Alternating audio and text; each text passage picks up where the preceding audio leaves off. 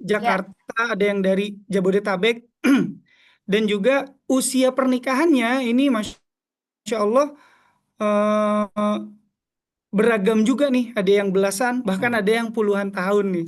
Nah, kita mau tahu kalau Saja sama Ustadz Fatih Karim udah berapa lama Ustadz? Berapa kita ya? baru sih, Pengantin baru. baru 3 bulan. Pengantin baru terus ya. 3 bulan dari 20 tahun. Tiga bulan menuju 20 tahun, Kang Jovan. Masya Allah. Luar Tapi kalau dilihat biasa dari ini. yang tadi ngasih respon pertanyaannya Kang Jovan, sebetulnya kami masih termasuk junior. Iya. Karena banyak Hmm, yang hmm, sudah di hmm. atas 20-an ya tadi ya Mm-mm. menikahnya. Hmm, hmm, hmm, hmm. Iya, Masya Allah ya. Ada 26. Jadi Ya, nanti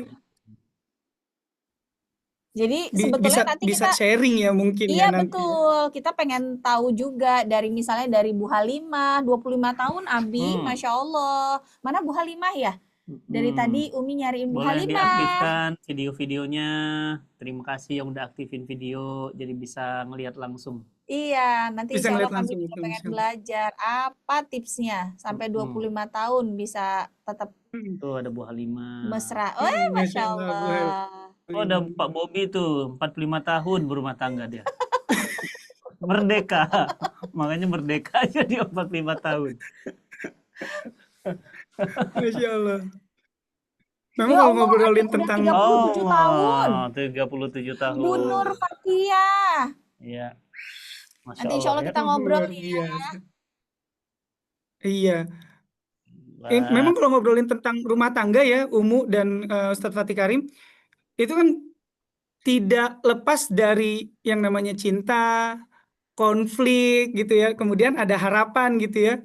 Nah, ini kita mau tahu nih dari ya. Sajat dan juga Ustadz Fatih Karim. Mungkin Ustadz Fatih Karim dulu ya yang bisa eh, sharing nih untuk kita terkait dengan eh, cinta, konflik, dan harapan.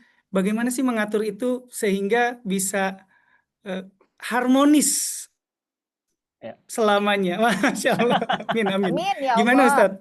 Silakan Ustadz. Baik, bismillah. Assalamualaikum warahmatullahi wabarakatuh. Waalaikumsalam warahmatullahi wabarakatuh. Bapak Ibu dimanapun berada, saya berdoa semoga Bapak Ibu senantiasa sehat walafiat. Amin ya Allah. Semoga sekeluarga Allah murahkan rizkinya, rizki yang berkah dan berlimpah. Rumah tangganya sakinah, penuh dengan ketenangan, mawaddah, penuh dengan cinta, warahmah, penuh dengan kasih sayang.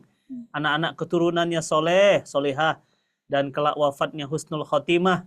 Dan nanti semua kita berkumpul di jannah firdaus a'la bersama baginda Rasulullah sallallahu alaihi wasallam. Amin ya rabbal alamin. Kang Jovan, terima kasih malam ini mau nemenin ngobrol-ngobrol kita santai. Malam ini ngobrol-ngobrol santai sih, minggu namanya juga Sabtu malam ya. Malam mingguan ya. Jadi sambil ngopi boleh, sambil ngeteh boleh ya, sambil cemilan boleh. Tapi kalau boleh lagi diaktifkan videonya ya, biar kita bisa melihat langsung ya, dan berkenalan ya. Ada Mas Tatan tuh ya, jadi kenal Mas Rahman Anggi ya, Bu Nur, Bu Imel, Ode, Bu Dini, terima kasih yang sudah aktifin videonya. Ya Mas Jovan, 20 tahun itu nggak bisa dibilang romantis selamanya, enggak gitu, enggak. Rumah tangga baginda Nabi Sallallahu Alaihi Wasallam adalah rumah tangga terbaik, tapi tidak lepas juga dengan yang namanya dinamika, yang namanya pasang surut, yang namanya bunga-bunganya ada ya. Nggak ada Mas Jovan ya, rumah tangga itu mulus gitu ya. Nggak akan ada. Kenapa? Karena rumah tangga itu menyatukan dua hati yang berbeda, dua lingkungan yang berbeda, dua karakter yang berbeda dalam hal-hal yang banyak hal yang tidak sama. Jadi ini tidak mudah gitu ya.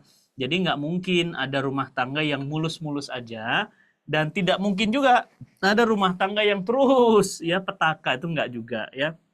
Nah, ada pasti sela-sela di mana kemudian kita itu mengalami pasang lagi senang-senangnya ada surutnya, ada sedih, ada senangnya.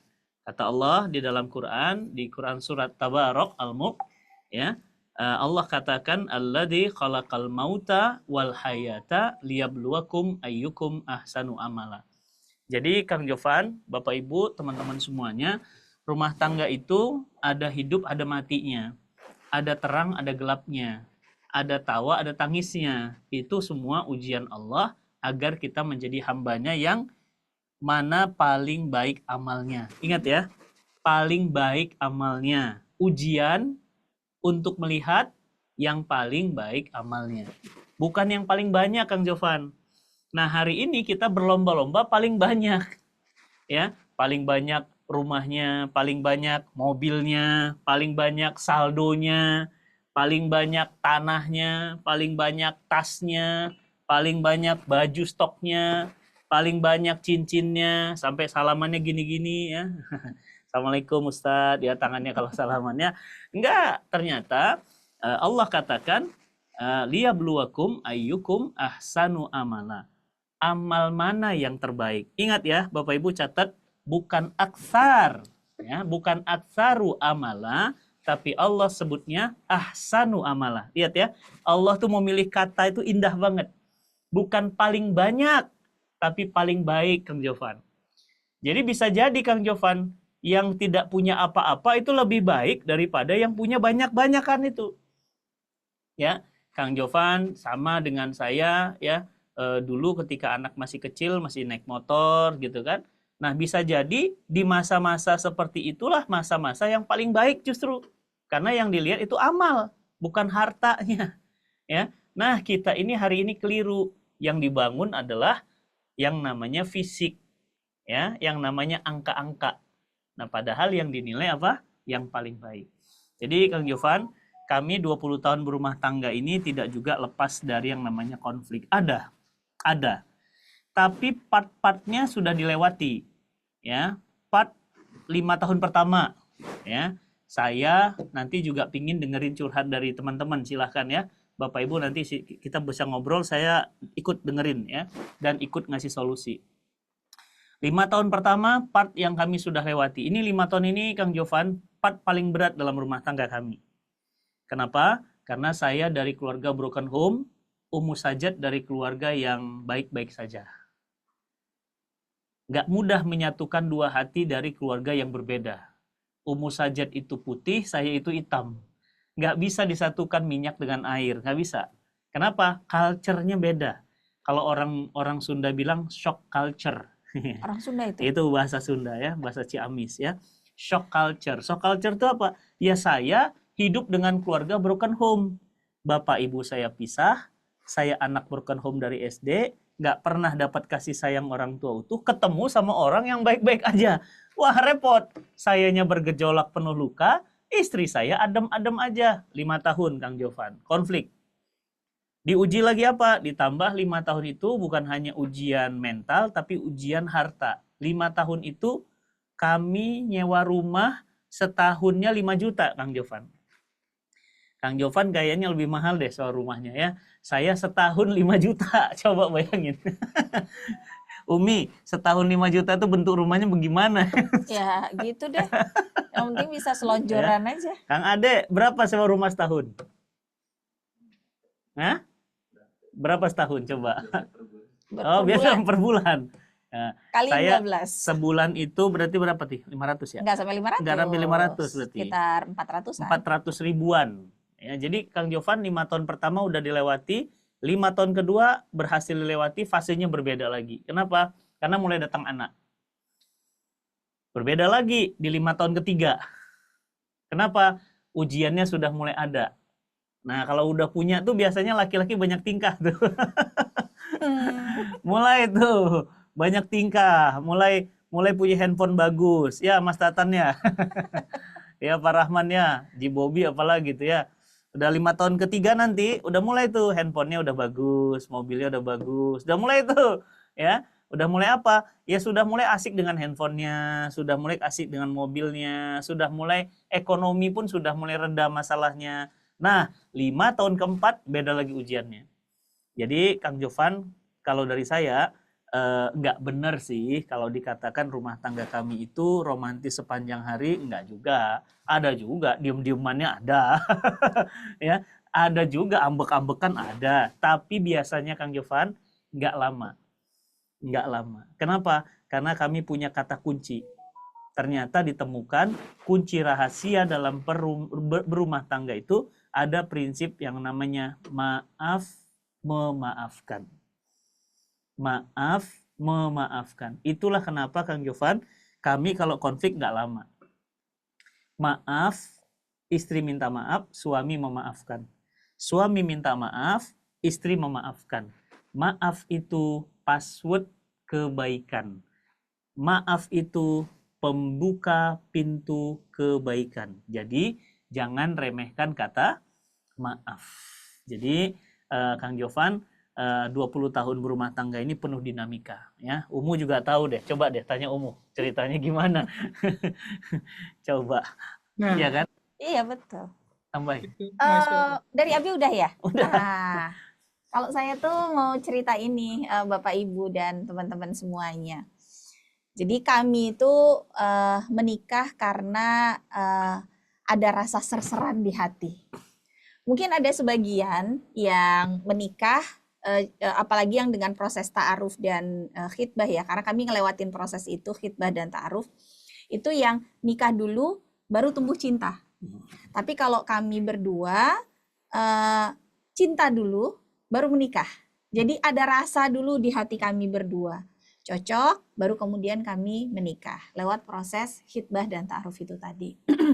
Tapi apakah cinta itu akan selalu bisa membuat tidak ada masalah dalam rumah tangga? Udah pasti enggak. Kayak yang Ustaz Fatih bilang tadi, sekalipun ada cinta bukan berarti nggak ada konflik. Baik konflik itu yang diciptakan sendiri atau yang berasal dari faktor luar. Misalnya, dulu waktu awal-awal menikah, kami sangat berat secara ekonomi. Itu menjadi salah satu trigger bisa jadi berantem berdua. Ya, karena yang nggak punya uang tuh biasanya bikin orang jadi stres. Nggak usah kan pengen beli patung Iron Man 400 juta ya, nggak usah pengen beli itu, pengen beli beras liter aja tuh susah. Iya. Jadi urusan perut aja nggak kelar, dan itu yang bikin akhirnya muncul satu pertengkaran berlanjut dengan pertengkaran yang lain. Yang tadinya saling paham jadi salah paham. Yang tadinya kaulah bulan, kaulah bintang, sekarang aduh, males sekali pun nengok makhluk yang satu ini gitu kata orang Medan. Jadi ada aja yang namanya konflik itu.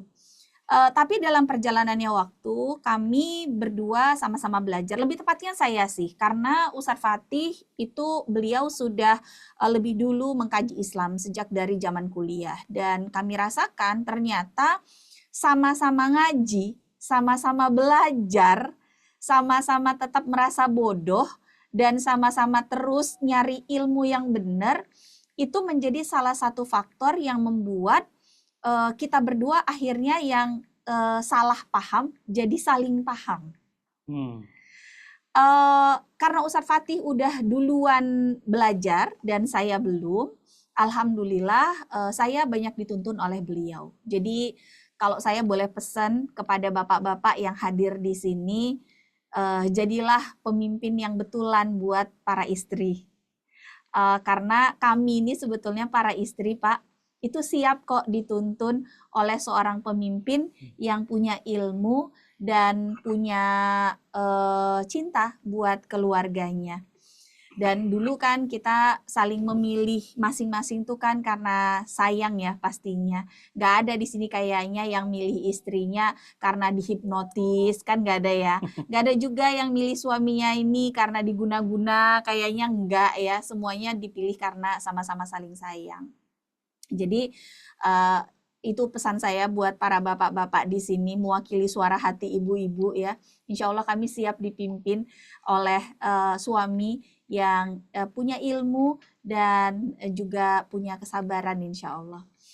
Dan yang kedua, yang buat kami jadi bisa alhamdulillah ya bersama-sama sampai dengan tahun ke-20 ini, dan mudah-mudahan seterusnya Amin ya Allah. sampai surga jumpa lagi, sama-sama lagi di sana, adalah ini. Selain ilmu itu tadi ya, yang kedua itu adalah ini, kami belajar tentang yang namanya ajal. Ajal tuh bisa datang kapan aja dan di mana aja.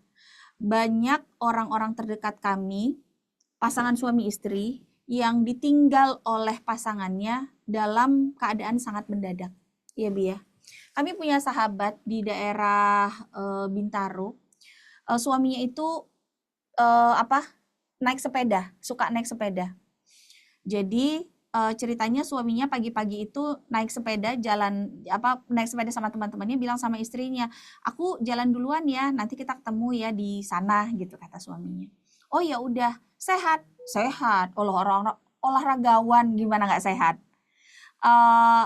Sama istrinya sayang, sama anaknya juga sayang, family man banget, keluarganya bahagia. Kalau orang bilang wah ini mah keluarga role model banget, tapi mereka hanya berpisah 1 jam saja. Istrinya sama suaminya udah janji nanti jam 10 pagi kita ketemu ya di sini ya, habis itu kita nanti sarapan bareng gitu.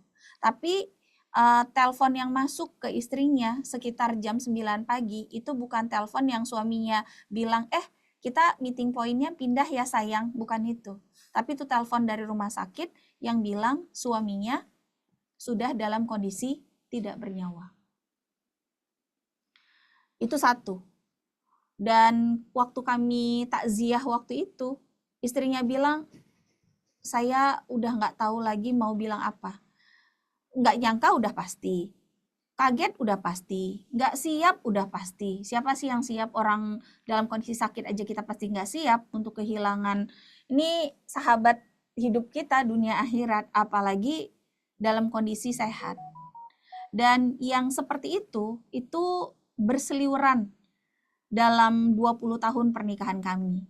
Maka makin kesini jadinya makin belajar, ajal itu pasti akan datang. Kalau enggak ke Umi duluan, pasti ke Abi duluan. Kalau enggak ke suami duluan, pasti ke istri duluan. Dan itu cuma tinggal menunggu waktu.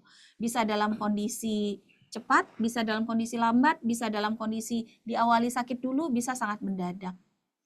Nah, karena kita nggak tahu ajal itu datangnya kapan, jadi kalau lagi konflik alias lagi marahan, cuma satu yang ada di kepala kami berdua. Kalau ajal datang, kita lagi marahan, kita akan sama-sama saling nyesel seumur hidup. Iya. Banget. Itu yang bikin kita tuh berdua akhirnya melepas semua ego, marah, keras kepala, apalagi sakit hati. Karena mikirnya, udahlah gitu, kita ini juga bukan orang yang bersih-bersih banget, bukan orang suci, banyak salahnya, banyak dosanya, janganlah ditambah dengan beratnya urusan kita karena saling sulit untuk memaafkan satu dengan yang lain. Maka ajal itu bagi kami berdua menjadi pengingat supaya konflik bisa cepat selesai. Dan soal harapan, siapa sih manusia nggak punya harapan? Yep. Kalau ditanya Ustadz Fatih sama Ummu Sajat masih punya mau nggak? Ya iyalah. Kita juga mau punya anak cewek. Amin. Jadi kalau ditanya punya mau nggak? Punya. Sampai sekarang kami masih punya mau. Masih kepengen ini, masih kepengen itu. Ya namanya juga manusia ya. Apalagi kan Ustadz Fatih ini masih muda banget ya. Jadi pengennya masih banyak gitu ya. Dan harapan-harapan yang ada itu satu yang selalu saya diajarkan sama Ustadz Fatih, apapun harapan kita harus selalu disandarkan sama Allah. Jadi kalau apa yang kita mau, kalaupun belum kita dapat sekarang, nggak apa-apa. Yang penting kita kerja untuk Allah aja dulu. Nanti biar aja Allah yang akan ngatur kita bagaimana kemudian Allah bisa mewujudkan harapan-harapan itu. Dan kami pengen sharing, karena ini deep talk ya Bapak Ibu. Mungkin ini sharing yang nggak terlalu sering, bahkan belum pernah secara khusus kami bikin sesi ini. Soal bagaimana kami akhirnya bisa berangkat haji di tahun lalu. Mungkin sebagian di antara Bapak Ibu ada yang tahu, tapi seingat kita nggak pernah bikin satu sesi khusus tentang bagaimana perjalanan spiritual kami bisa berangkat haji. Jadi kami itu sebetulnya sudah menabung untuk haji itu mungkin sekitar 7 atau 8 tahun yang lalu begitu ya. Dan qadarullah ada masa di mana akhirnya tabungan haji kami yang kami titipkan ke seorang sahabat yang punya travel haji umroh waktu itu nggak bisa kembali karena memang tidak amanah.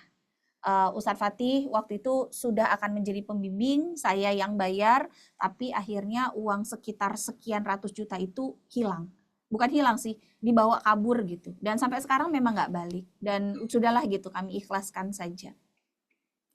Waktu uang itu kami tahu udah nggak bisa balik lagi, udah gini aja, udah nangis-nangisan berdua ya. Terus gini, ya Allah gimana ya caranya kita bisa berangkat haji? Rasanya kok mustahil ya untuk sekarang. Mana anak-anak udah tambah besar, biaya sekolah mereka pasti butuh. Kemudian waktu itu juga kebetulan ibu mertua sedang sakit, beliau stroke, ya Bi ya, sehingga butuh pengobatan, biaya pengobatan yang sangat banyak, hampir setiap minggu beliau terapi, biaya suster dan macam-macam gitu. Rasanya kalau pakai hitung-hitungan manusia nggak mungkin lah kita bisa berangkat dalam waktu dekat ini, entahlah kapan. Jadi akhirnya cuma banyak doa aja, tapi harapan itu tetap ada. Dan tiap kali ada orang yang berangkat haji, kami pasti nitipin doa. Terus tiap kali di perempatan lampu merah tuh Bapak Ibu kan suka ada yang ngamen atau jualan apa gitu ya. Itu kan yang jualan suka bilang gini, makasih Pak Haji, makasih Bu Haji. Itu kami aminkan berdoa, amin ya Allah, amin, amin. Tuh aminnya paling serius kalau kata Sal Priadi. Itu amin paling serius banget itu. Pokoknya tiap ada yang bilang Pak Haji, Bu Haji, ada yang ngedoain atau apapun gitu, itu selalu kami aminkan. Kami selalu titipkan doa. Jadi harapan itu selalu kami gantung. Walaupun secara ikhtiar bumi, rasanya nggak bisa gitu karena nggak ada yang bisa disimpan. Seiring dengan berjalannya waktu, tahun lalu menjelang Ramadan ada salah satu orang baik yang nelpon Ustadz Fatih. Terus bilang, Ustadz Fatih, kami mau bawa para penghafal Al-Quran untuk berangkat umroh Ramadan. Ustadz Fatih jadi pembimbingnya ya, minta tolong ya gitu. Buat kami berdua, terutama Ustadz Fatih, kami belum pernah umroh di Ramadan ya Bi ya, belum. Dan itu juga jadi salah satu wishlist kami, harapan kami juga. Tapi Ustadz Fatih sampai sekarang memang belum mau untuk berangkat umroh di Ramadan karena waktu Ramadan itu beliau sangat dibutuhkan di Bogor, terutama di Cinta Quran. Pak Bobi yang paling tahu gitu ya, kalau udah Ramadan tuh Ustadz Fatih nggak mau kemana-mana, bahkan dalam tanda kutip ya, beliau menanggalkan harapan pribadinya demi sesuatu yang lebih besar. Jadi beliau bilang, Bu terima kasih untuk tawarannya, tapi mohon maaf saya nggak bisa karena kalau Ramadan saya harus tetap ada di Bogor. Ya Ustadz, tolong dong Ustadz, ini santrinya ada hampir 100 orang, mereka semuanya pengen banget Ustadz yang berangkat untuk nemenin mereka. Aduh Bu, mohon maaf nggak bisa gitu ya. Kami pengen banget gitu karena umroh Ramadan itu setara dengan haji, pengen banget sebetulnya gitu kan. Ya, tapi kan Ustadz Fatih udah berangkat haji kan, kata beliau. Oh, belum Bu. Ah, masa sih Ustadz Fatih bercanda, masa sih Ustadz Fatih belum berangkat haji? Bener Bu, kami belum berangkat haji. Dan akhirnya Ustadz Fatih itu cerita, kenapa kami jadi belum berangkat. Oh gitu ya Ustadz, ya udah deh Ustadz, berarti belum rezeki ya tahun ini, ya nggak apa-apa Bu gitu. Insya Allah nanti ada waktu saya bisa berangkat sama istri di Ramadan. Udah ya Bi ya. Habis itu kita juga sibuk dengan urusan di Cinta Quran, urusan di rumah. Terus beliau nelpon lagi.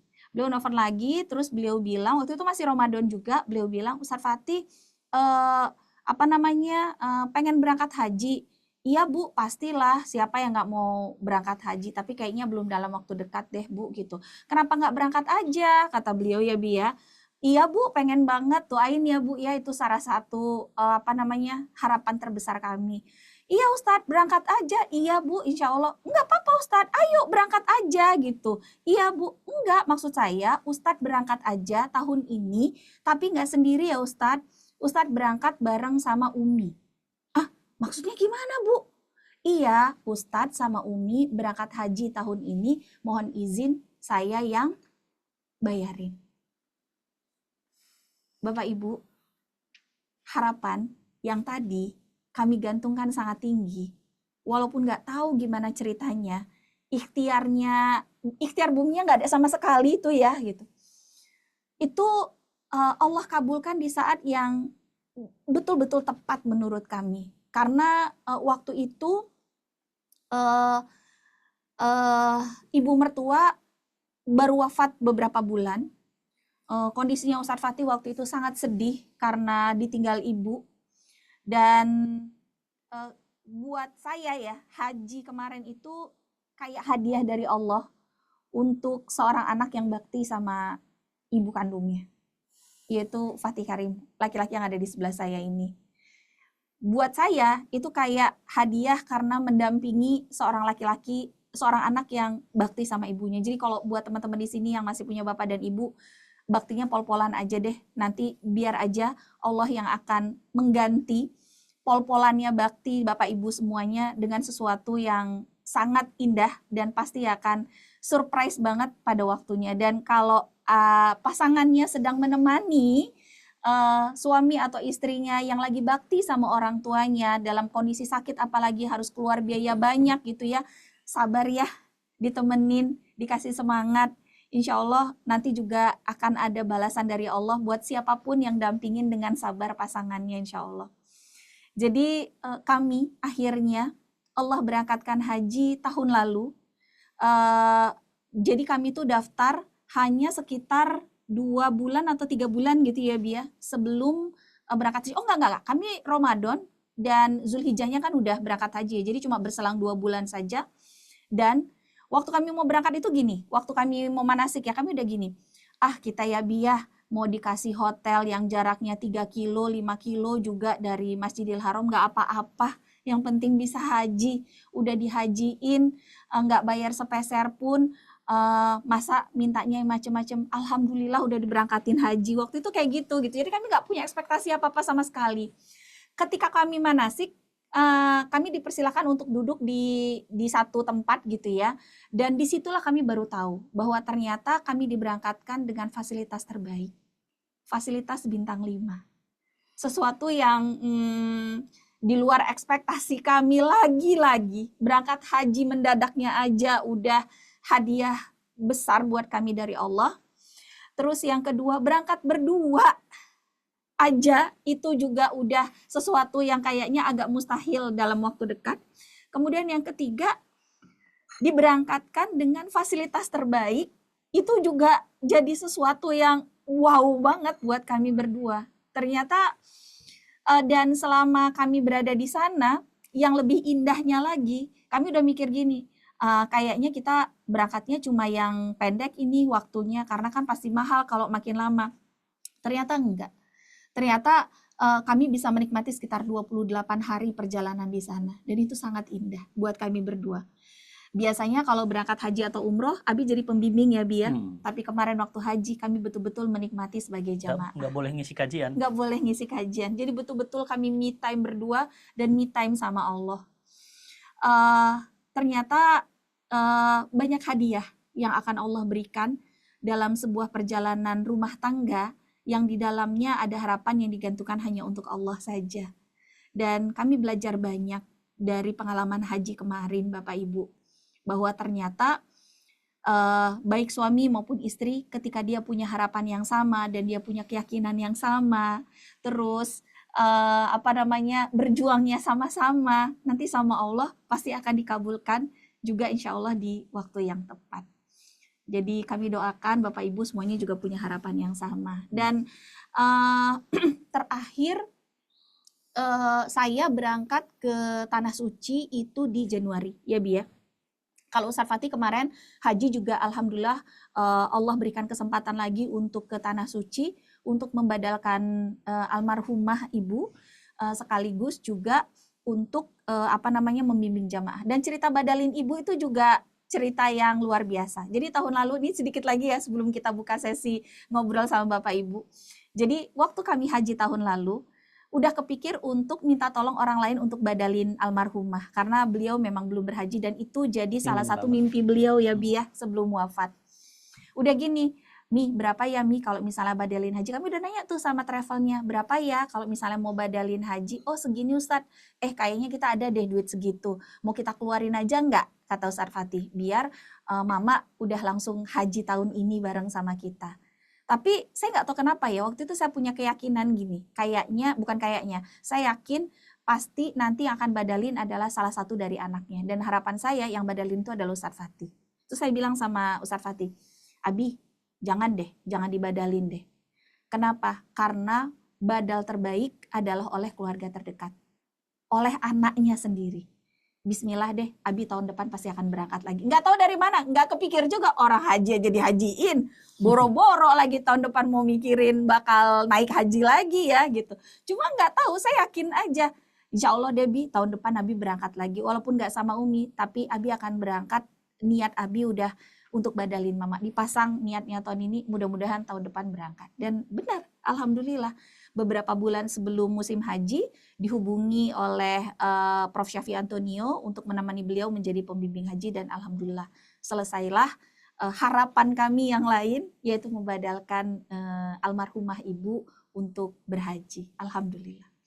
Jadi teman-teman yang disayang Allah, memang umroh itu jadi salah satu perjalanan yang sangat kami rindukan, karena itu adalah masa di mana kami bisa ngobrol banyak berdua, terus juga semua salah-salah paham jadi saling paham di sana ya, terus juga jadi energi lagi buat ketika pulang kita bisa sama-sama merefresh cinta lagi gitu. Jadi insya Allah kenapa kami buat perjalanan umroh setahun minimal 2 kali dengan judul Umroh Family Series, karena ingin sekali kami bisa menemani perjalanan umrohnya Bapak Ibu dan menjadi bagian dari perjalanan spiritualnya Bapak Ibu dan ngobrol banyak di sana. Insya Allah yang terdekat akhir Oktober insya Allah kita berangkat bareng-bareng ya.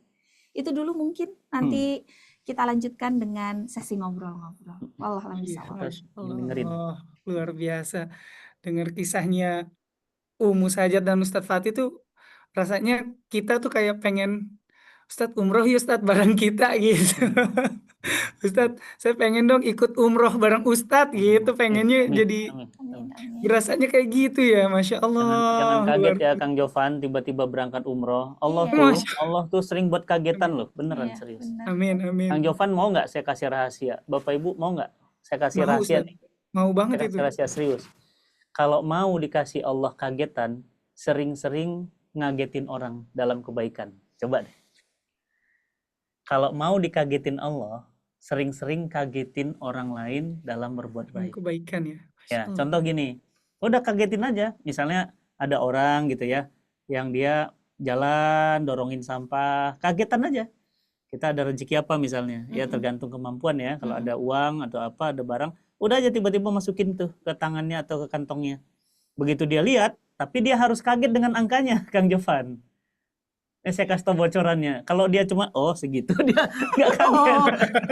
Nggak berterima kasih banget juga sih orang. Nggak kaget. Jadi kalau Kang Jovan mau buat sampai dia itu juga, hah, Pak kebanyakan, gitu. Kalau dia sampai, Pak ini apa? Kok kebanyakan? Itu Kang Jovan siap-siap tuh. Jadi saya resep dari guru saya, kalau mau dapat kagetan dari Allah, sering-sering ngagetin orang dalam kebaikan. Wah, tapi pemberiannya mengagetkan ya buat dia ya. Kalau nggak mengagetkan, ya belum menggetarkan. Belum batas harus dicoba lagi ya. Belum dapat. Iya. Misalnya Kang Jovan ngasih kacang 2 biji, dia nggak kaget.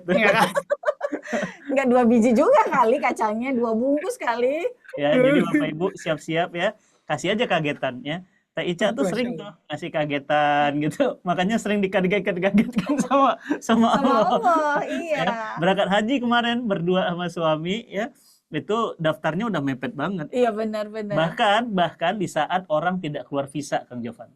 Iya. Semua ustadz nasional, ustadz besar, semua nggak ada yang berangkat. Artis-artis besar, artis-artis musyawarah, semua nggak berangkat. Teh Ica sama suami sama Kang Budi berangkat. Iya. Coba. Itu kagetan. Kenapa? Sering ngaget-ngagetin orang. Kita berdua juga sering dikagetin tuh sama Mbak Ica. Iya. Coba deh. Allah. Ya, bismillah. Itu rumusnya. Nah, ini sebelum kita ngobrol bersama sahabat cinta Quran yang lain nih, mungkin sahabat cinta Quran juga mau sharing ataupun bertanya ya, tips and trick dan sebagainya gitu ya.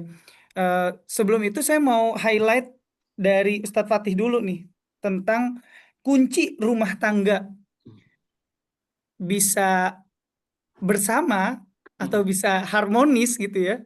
Itu kan kata Ustadz Fatih, maaf memaafkan. Nah, secara saya mau teman-teman atau sahabat cinta Quran yang lain ini bisa tahu juga gimana Ustadz caranya kita bisa memaafkan atau bahkan kita bisa berbesar hati minta maaf. Mm-mm. Karena kan ya Mudah secara itu. pribadi laki-laki ya Ustadz ya. Iya. Laki-laki minta maaf gitu. Iya. Nah, itu gimana Ustadz tips and tricksnya tuh Ustadz? Iya, yang pertama sadari bahwa kita ini nggak sempurna. Ya, kalau kita bilang bahwa istri saya salah, sebenarnya kesalahannya jangan-jangan kita punya saham. Jadi sadari dulu bahwa kita ini adalah manusia khata' wa nisyan. Jadi tempatnya salah dan tempatnya noda. Sebelum kita nyalahin istri, coba dilihat jangan-jangan justru salahnya itu dari kita. Nah, jadi dengan sadar seperti itu Kang Jovan, kita jadi tahu bahwa sebenarnya kitalah yang layak minta maaf, bukan dimintai maaf. Jadi Kang Jovan kalau punya persepsi kayak gitu, Bapak Ibu kalau punya persepsi begitu, akan berlomba-lomba minta maaf. Maaf. Coba Kang Jovan, saya ribut nih sama Umu Sajat, ya, ribut nih, mulai nih, cekcok nih. Umu minta maaf duluan Kang Jovan. Maafin Umi ya, Bi. Saya juga, enggak, Mi. Abi yang salah, maafin Abi tadi ya. Enggak, Umi yang salah. Enggak, Abi yang salah. Enggak, Umi yang salah, Bi. Abi yang salah, Mi. Maafin. Enggak, Umi yang salah. Apa yang terjadi kalau dua-dua merunduk? Ketemu dia. Baik ya. Dekat, ya. Tapi kalau makanya matamu dipakai, iya makanya mulutmu dijaga. Iya makanya kamu jadi istri nurut, makanya kamu nafkahnya dipenuhin dong. Makanya apa yang terjadi? Memanas dua-duanya Ustadz. Meledak. Dan saya belajar dari pengalaman Bapak Ibu saya, semoga Allah merahmati mereka berdua. Bapak Ibu saya itu yang satunya api, yang satunya bensin. Subhanallah. Iya, jadi yang satu api, yang satu bensin. Kamu yang salah, kamu yang jarang pulang, kamu yang begini, bum, meledak. Jadi nggak ada salah satunya yang nggak, iya aku yang salah, maafkan aku. Nggak, pokoknya kamu lain kali, iya aku yang salah, maafkan aku. Insya Allah aku janji nggak akan buat lagi.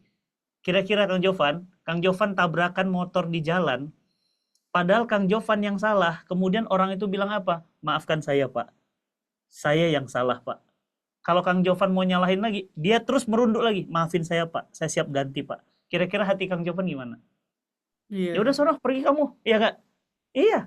Tapi kalau dia bilang, Bapak pakai mata dong. Kang Jovan bilang apa? Kamu tadi nyelip loh. Enggak, Bapak yang salah. Tuh, kan nggak ketemu Kang Jovan. Makanya rumus maaf itu pembuka pintu kebaikan tuh penting banget. Dan ini bukan hanya dalam urusan rumah tangga Kang Jovan. Dalam urusan bisnis, dalam urusan organisasi, dalam urusan apapun. Wal afina anin nas. Memaafkan manusia itu ciri-ciri orang bertakwa. Di Quran surah Al-Anfal. Ya, jadi Kang Jovan, Bapak Ibu, biasakan ya dikit-dikit maafin saya minta maaf. Maafin saya. Tapi Ustadz kan ego nggak mudah, dibiasakan. Kang Jovan kalau biasa marah, nanti kebiasaan marah. Kang Jovan kalau biasa ngikutin syahwat, nanti kebiasaan. Kang Jovan kalau kebiasaan banting piring, nanti kebiasaan. Kang Jovan kalau biasa telat, nanti kebiasaan. Tadi mulai tuh kita janji 7.30 ya. Saya 7.25 udah di sini. Kenapa? Kebiasaan. Nah, jadi jangan dibiasakan. Jadi apa yang harus dibiasakan Kang Jovan? Maaf, memaafkan. Dah. Melupakan, kita nggak diminta untuk melupakan. Saya belum pernah dengar ayat di dalam Quran melupakan. Nggak. Coba cari. Kalau Bapak Ibu bisa nyariin, tolong tunjukkan saya. Tidak ada di dalam Quran disuruh melupakan. Karena kita tidak pernah bisa melupakan. Tapi kita bisa memaafkan. Memang melupakan enggak. Gimana bisa melupakan? Sakit banget kan? Uang saya hilang ratusan juta loh. Hampir 1,5 miliar. Hilang Kang Jovan. Saya bisa memaafkan. Bisa saya maafkan. Udah. Saya bisa melupakan. Enggak akan pernah saya lupa. Sakit banget itu. Karena nyarinya mau mati Kang Jovan.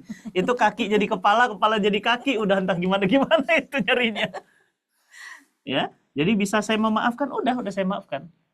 Ya, tapi saya bisa melupakan sakitnya? Enggak, punten. Enggak bisa. Saya nggak bisa.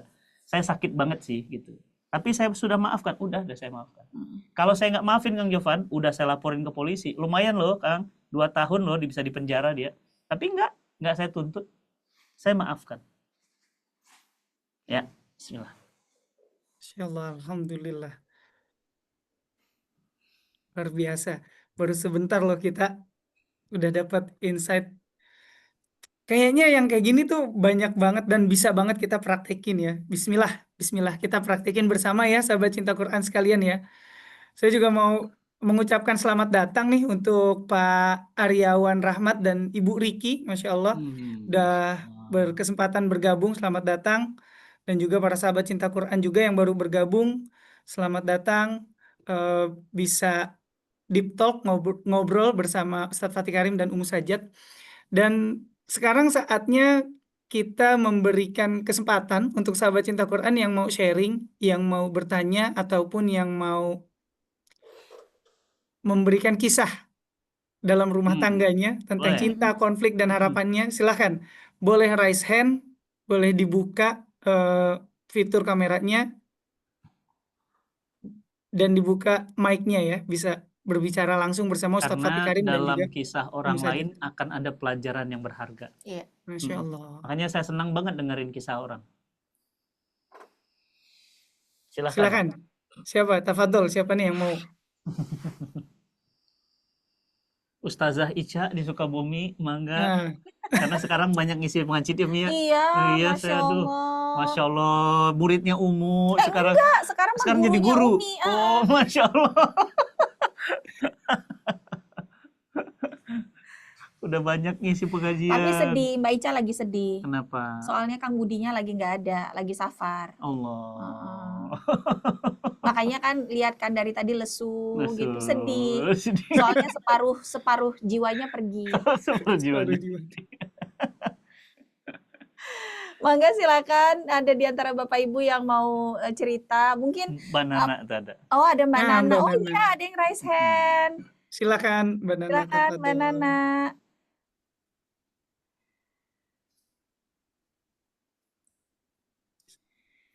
Kita tunggu ya.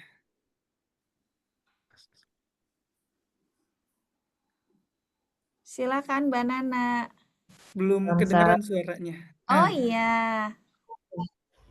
Sudah kedengeran ya? Sudah.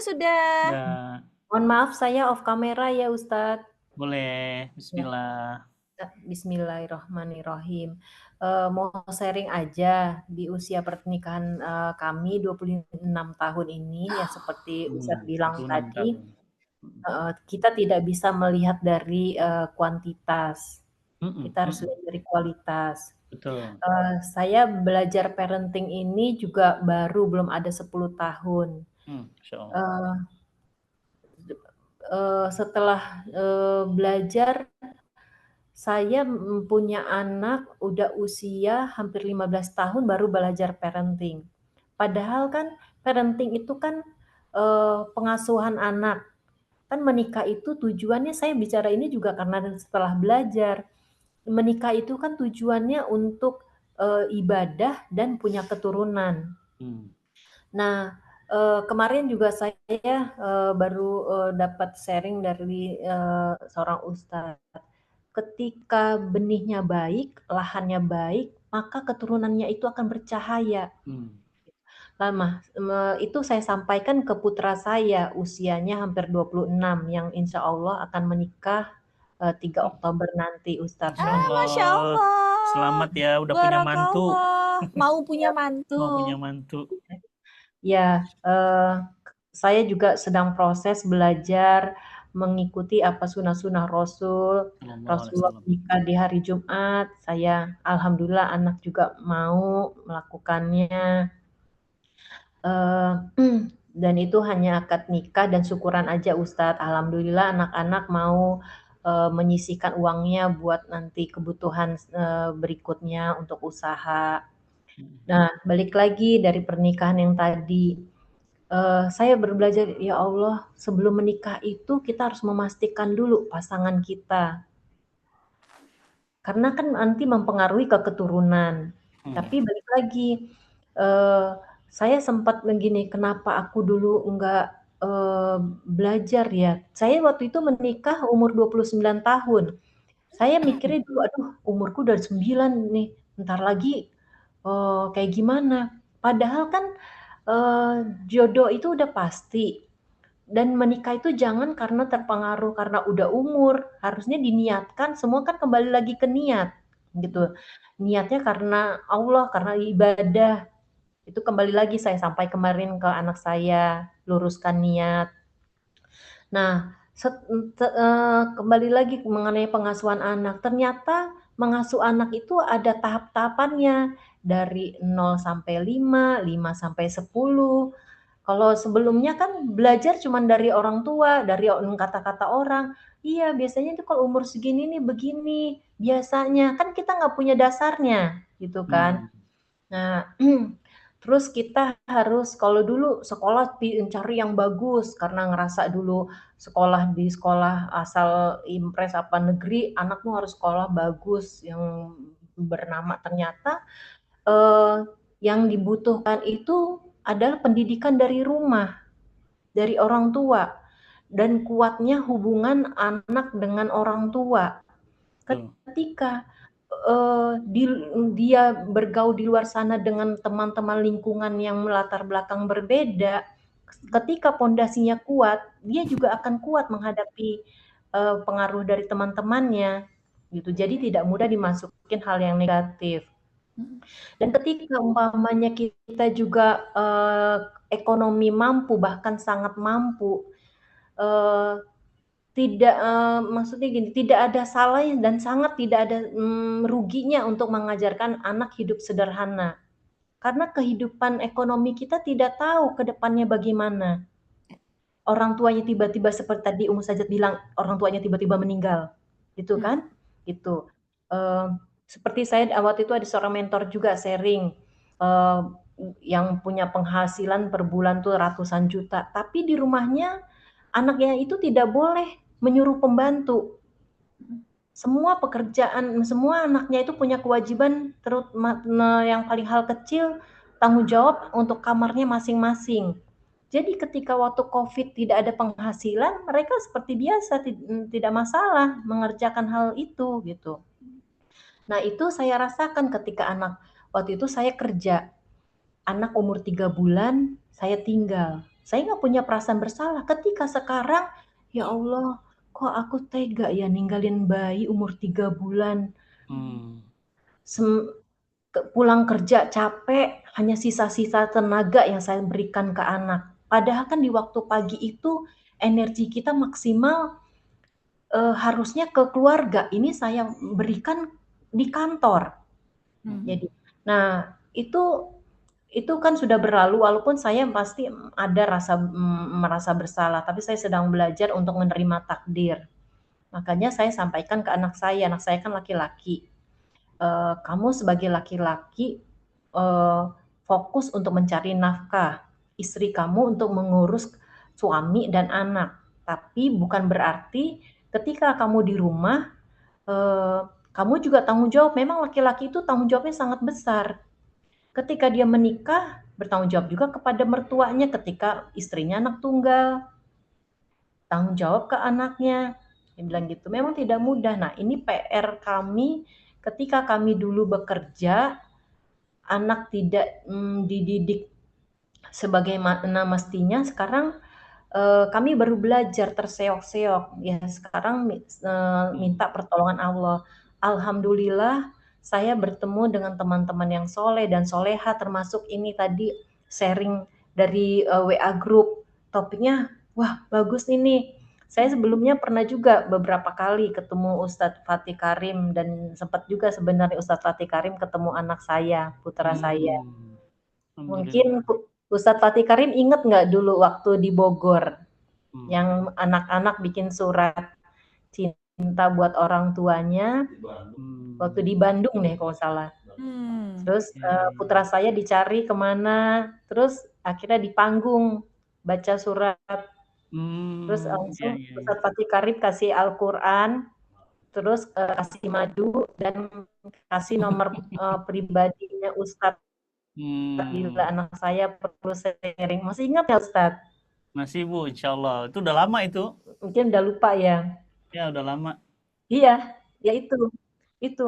Saya gini, Masya Allah, anak saya ketiduran di luar gitu ya. Terus dia kayak bingung. Saya waktu itu dipanggil sama Ustadz. Ini orang tuanya mana? Hmm. Nah, kami naik ke panggung. Saya gini, sebenarnya malu. Ya Allah, gini. Tapi lebih baik malu di dunia daripada nanti di akhirat Hmm. gitu. Jadi itu aja sharing saya. Jadi saya juga mengantarkan anak saya ini nanti mau menikah, walaupun juga ada PR-nya juga. Ketika dia mau menikah ini, memori dia tuh yang dulu tuh keluar lagi, Ustadz. Hmm. Jadi saya kemarin alhamdulillah lagi, kan setiap Allah tuh maha baik. Saya diketemukan sama temen. Coba ini kamu konsultasi, ada solusinya sedikit demi sedikit. Mm-mm. Dan ini juga yang saya ketemu ini yang Zoom saat ini. Ini juga buat saya ini suatu rezeki buat saya. Itu aja Ustadz dan Umu Sajat.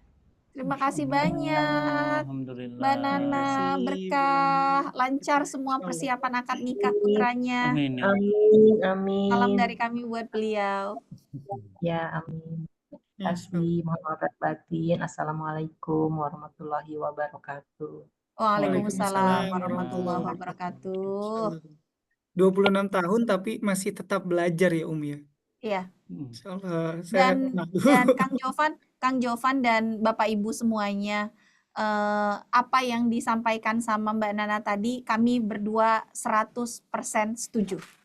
Karena memang jadi orang tua itu pertama nggak ada sekolah formalnya, kedua ilmunya harus terus di-upgrade dan di-update kalau kata Ustadz Fatih. Jadi dulu gini Kang Jovan dan Bapak Ibu, kami mikirnya dulu gini, kalau anak kita masih kecil, kita masih harus benar-benar jagain. Tapi nanti kalau udah besar, alhamdulillah ya dia udah nggak perlu dijagain kayak dulu dia waktu masih kecil disuapin, ditungguin sekolah, dianterin sekolah gitu ya. Tapi ternyata kami salah besar. It's a big no kalau kata Gen Z. Ternyata semakin besar anak kita, malah semakin kita harus dekat dan rapat dengan dia. Karena kalau enggak, nanti posisi kita sebagai orang tua akan diganti sama orang tua lain. Ada orang tua sekarang yang namanya YouTube, ada orang tua sekarang yang namanya TikTok, Netflix. ada orang tua yang namanya Netflix ya. Dan itu bahaya. Kebetulan anak kami yang pertama tuh umurnya 19 tahun. Baru 2 hari yang lalu dia milad yang ke-19. Dan jagain anak tamat SMA sama jagain anak SD, karena adiknya sekarang baru kelas 3 SD, itu memang beda banget. Beda banget. Dan kami tuh harus terus ngupgrade ilmu, ngupdate ilmu, belajar terus gimana caranya bisa tetap membonding dan mengikat diri dengan dia, karena jangan sampai posisi kita sebagai orang tua digantikan. Jadi saya setuju banget sama apa yang disampaikan barusan sama Mbak Nana. Memang yang namanya jadi orang tua ini proses panjang yang gak akan pernah selesai, dan nanti kita akan digantikan oleh anak-anak kita, dan pasti kita ingin dikenang yang baik-baiknya sama anak-anak kita. Mudah-mudahan kalau kita nggak ada, semua yang dikenang anak kita, jadi memori mereka tentang kita cuma memori yang baik aja. Makasih Mbak Nana. Mungkin Ustadz Fatih ada yang mau ditambahin? Iya benar, memang harus terus belajar, jangan pernah merasa pintar. Saya aja hari ini masih terus. Kemarin kita datang ke rumah Bunda Eli Risman gitu ya, pingin belajar gitu. Kenapa? Karena orang tua zaman dulu dengan orang tua zaman sekarang banyak berbeda. Fasilitas banyak berbeda, semua banyak berbeda. Jadi harus terus upgrade. Ya, Android kitanya dia di-update nih. Ya, masa kita nggak update ilmu ya. Jadi setuju banget buat Bu Nana, insyaallah. Alhamdulillah. Baik, silakan sahabat cinta Quran yang lain yang mau sharing juga itu boleh ya. Wah, silakan Bu Ica nih. Ya. Silakan Bu Ica. Bismillahirrahmanirrahim. Assalamualaikum warahmatullahi wabarakatuh. Waalaikumsalam warahmatullahi wabarakatuh, Bu Haja. Ini mau sharing pengalaman dan juga bertanya ya Ustadz. Mumpung ketemu Ustadz dan Umu. Tadi ketemu Umu, sibuk banget Umunya. Enggak, lebih tepatnya Mbak Ica pulang duluan tadi.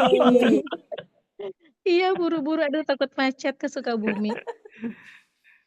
Iya, Ustadz dan Umu dan ibu-ibu semua, kalau yang saya rasakan dari 23 tahun pernikahan dan juga anak-anak yang sudah mulai dewasa ya, sekarang tuh Ustadz yang paling terasa dan sering menjadi konflik di dalam keluarga, baik itu dengan suami maupun anak-anak adalah masalah koneksi, masalah WiFi ya antara orang-orang di dalam rumah gitu, antar personal di dalam rumah gitu.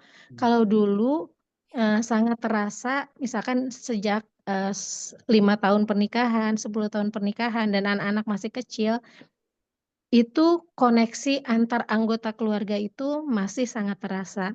Kalau sekarang kita tuh kayak tarik-menarik, kayak tarik tambang gitu, antara kita orang tua dengan zaman, dengan teknologi, dengan gadget gitu. Jadi menjalin koneksi atau bonding dengan anak dan suami juga sama ya. Sekarang tuh agak sulit karena tadi ya ada gadget, ada anak-anak yang sudah mulai besar gitu ya, lebih senang main dengan teman-temannya atau lingkungan yang dia rasa lebih menyenangkan buat dia.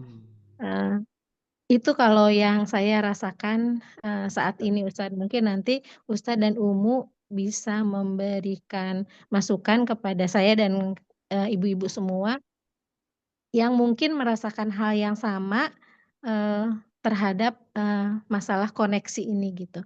Karena terasa sekali Ustadz ketika zaman mengasuh anak pertama yang belum ada handphone pada saat itu, mungkin ada ya, cuman belum kebeli aja mungkin ya.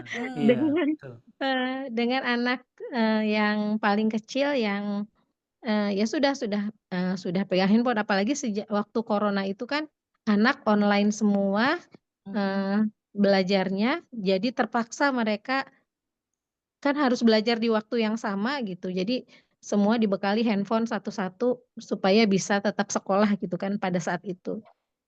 Tapi kan setelah itu keterusan gitu ya Ustadz. Jadi yang paling saya rasakan itu di zaman sekarang itu adalah masalah koneksi. Akhirnya apa sih akibat dari kurangnya koneksi itu? Jadi susah untuk koreksi dari gara-gara koneksi yang kurang. Jadi menegur, menasehati, mengingatkan itu jadi lebih sulit untuk masuk gitu Ustadz. Ya, jadi sulit masuk karena tadi koneksinya kurang, kayak kita dengan WiFi aja semakin jauh, jadi semakin susah nyambung gitu kan ya Ustadz. Yang saya rasakan seperti itu. Ini terjadi antara suami, istri, juga orang tua dengan anak-anak. Itu aja mungkin Ustadz pengalaman yang mungkin sedikit kegalauan juga dan keresahan juga gitu. Karena kan bapak-bapak sekarang jadi masalah gadget itu ternyata bukan hanya masalah anak-anak ya. Banyak orang tua yang ngeluh, anak saya sekarang senang gadget. Ternyata orang tuanya juga gitu. Ibu-ibu lebih senang dengan handphone, dengan IG, TikTok dan sebagainya, dengan Shopee gitu ya. Bapak-bapak juga sama gitu. Jadi koneksi yang sangat terganggu saat ini gitu. Iya. Ustadz, terima kasih. Masya Allah. Benar banget Kang Jovan. Bapak Ibu sudah dengar berita terbaru, ada seorang anak, semoga Allah merahmatinya, meninggal dunia dalam keadaan dipotong 300 potongan. Oh ya Allah ya. Ya, 300 potongan. Pacarnya itu memang tukang jagal, kebetulan orang Sumatera, orang Medan. Sebelumnya profesinya tukang potong daging, dan mereka hidup bersama 5 tahun. Kemudian potongan-potongan kita, tubuh kita ini ada 365 sendi. Nah, dia itu motong pacarnya tuh 300 sendi. Berarti per sendi. Berarti tinggal sisa 65 potongan lagi yang nggak dipotong. Berarti artinya apa? Berarti dia paham betul mana otot, mana urat, mana bagian-bagian sendi yang kecil-kecil diiris. Dan ada yang dibuang di tong sampah, ada yang dibuang di pasar, ada yang dibuang di depan rumah, bahkan tukang sampah sampai ngambil, dan dia nggak merasa kejadian itu ada apa-apa. Saya cuma pertanyaannya, kok bisa 5 tahun hidup bersama tanpa menikah? Kemana orang tuanya? Bagaimana hubungan dia dengan orang tuanya? Jadi Teh Ica benar banget. Ini pasti ada something dengan hubungan dengan orang tua, Teh. Kenapa? Karena kalau anak terkoneksi sama orang tua, ya itu nggak terjadi tuh. Nah, yang menyedihkan lagi, ayahnya itu berjuang banget demi anaknya, berjuang banget walau hanya jualan sempol, teman-teman. Punten ya, sempol tuh berapa sih, Mi? Iya, Itu mah kayak 1.000 ini, perak telur satu. dadar, Iya. telur dadar gulung. Ya, Kang Jovan pernah lihat ya tukang dadar gulung itu ya. Bapaknya sama ibunya jualan tukang sempol, Kang. Ya, kejam banget, bayangin 300 potong itu dipotong-potong ditaruh di bawah lemari. Bayangkan ya, motongnya hanya gara-gara apa? Hanya gara-gara mereka cekcok dan kemudian nggak dikasih pintu. Begitu dibuka pintu, langsung lehernya digorok, langsung dihabisi di situ juga. Nah, jadi apa yang disampaikan Teh Ica itu benar banget. Sekarang itu anak tuh dengan kita itu makin dekat atau makin jauh? Jauh. Makin jauh. Makin besar makin jauh, makin besar makin jauh. Bukan hanya gara-gara internet, tapi karena secara psikis pun dia nggak nyaman dekat sama orang tua. Ya, Teh Ica masih ingat ya, yang paling kecil misalnya siapa, Ibrahim gitu ya. Itu dulu waktu sama kayak Sajat, sekarang tuh masih enak dicium-cium. Tapi nanti dia dicium di depan teman sekolahnya, udah mulai risih dia. Saya pernah mencium dia, Sajat, itu ngantar sekolah, saya cium di depan sekolah, dia langsung, malu gitu. Kenapa? Karena sudah mulai malu, artinya Pak, tolong jaga jarak, aku malu. Nanti SMP Teh, lebih malu lagi. Nanti SMA, nggak mungkin bapaknya nyium dia lagi di depan umum kan. Makin jauh lagi, lama-lama apa? Makin jauh, makin jauh, makin jauh. Dan benar tadi kata Teteh, semakin jauh koneksinya makin sulit. Nah, terus apa yang harus dilakukan? Membangun hubungan koneksi jiwa. Walaupun dia jauh, terasa dekat. Walaupun ibu saya jadi TKI di Malaysia, ibu saya ada dalam jiwa saya. Walaupun anak Teteh nanti kuliah ke luar negeri, mau ke Kanada, mau ke Amerika, mau ke ujung dunia manapun, hatinya ada ibu. Hatinya ada ayah. Meskipun fisiknya jauh, jiwanya dekat. Daripada dekat fisiknya, jiwanya jauh. Teteh kalau boleh milih, bukan milih dekat jiwa dekat fisik ya. Kalau boleh milih, lebih mending mana? Fisiknya dekat, jiwanya jauh, atau jiwanya dekat fisiknya jauh? Ya kan? Yang penting apa? Jiwanya. Jiwanya. Jadi walaupun dia jauh, dikit-dikit dia nanya, Mama apa kabar? Mama sehat. Kenapa? Jiwanya. Ma, aku nggak bisa tidur, kangen sama sop ayamnya Mama. Ya. Iya kan? Ketika Rasul wafat, ya, itu para sahabat itu sampai hari ini kita ngerasa pernah nggak hubungan fisik sama Nabi? Nggak pernah. Pernah menatap wajahnya, Kang Jofat? Tidak pernah. Pernah memeluk fisiknya? Tidak pernah. Pernah ngelihat wajahnya? Tidak pernah. Tapi kenapa kemudian kalau cerita Nabi kita nangis? Apa yang terhubung? Jiwa. Jiwanya. Jiwanya. Jadi begitu. Saya sama Umu itu kalau dekat itu udah terhubung. Apalagi kalau jauh. Ya Allah, istriku kangen banget. Telepon. Nanya lagi ngapain, anak-anak gimana. Terpikir gitu, iya ya. Duh, istriku kalau nanti malam ini nggak ada gimana ya. Wah, itu terasa banget tuh, nggak nyaman gitu. Ya, jadi Teteh, Masya Allah bener banget. Memang yang dibangun itu adalah kelekatan jiwa. Makanya Indonesia Raya itu lagunya Kang Jovan, bangunlah jiwanya dulu atau bangunlah raganya? Jiwanya dulu. Oh, hafal ya lagunya. Pernah sekolah SD. Pernah sekolah. Bangunlah jiwanya, bangunlah raganya. Jadi jiwa dulu baru raga. Kenapa? Raga itu cuma casing, Kang Giovanni. Nih raga nih. Ini raga. Buat apa kalau nggak ada jiwanya, nggak ada isinya? Buat apa? Buat apa? Ya, teman-teman pernah ketemu sama Imam Bukhari? Enggak. Tapi kenapa selalu terhubung dengan kita? Tulisan-tulisannya berabad-abad menjiwai hari-hari kita. Sahih Bukhari Muslim tuh. Iya. Ya kan? Teh Ica, apa yang Ya. menghubungkan Nabi dengan Khadijah? Jiwa. Makanya ketika kemudian Khadijah nggak ada, ngigau Iya. Khadijah. Khadijah. Padahal di sampingnya ada Aisyah. Aisyah. Artinya apa? Boleh terpisah fisik, tapi nggak akan pernah terpisah jiwa. Jadi Teh Ica, Masya Allah, saya juga ngerasakan yang Teteh rasakan, anak-anak makin gede, dunianya makin berbeda, Iya. tantangannya makin tinggi. Kenapa? Di sini itu tontonan ada, chatting ada, entertain semua ada. Di sini semua ada. Tapi Teh, alhamdulillah ya, karena anak kita itu terhubung jiwa, alhamdulillah ini tuh jadinya nggak terlalu penting buat dia. Pinginnya ngobrol sama uminya, pinginnya ngobrol sama abinya, selalu minta pendapat. Kenapa? Karena akhirnya handphone nggak kalah seru dibandingkan ngobrol sama umi. Mm. Handphone nggak kalah seru dibandingkan ngobrol sama abi. Nah, itu jiwa.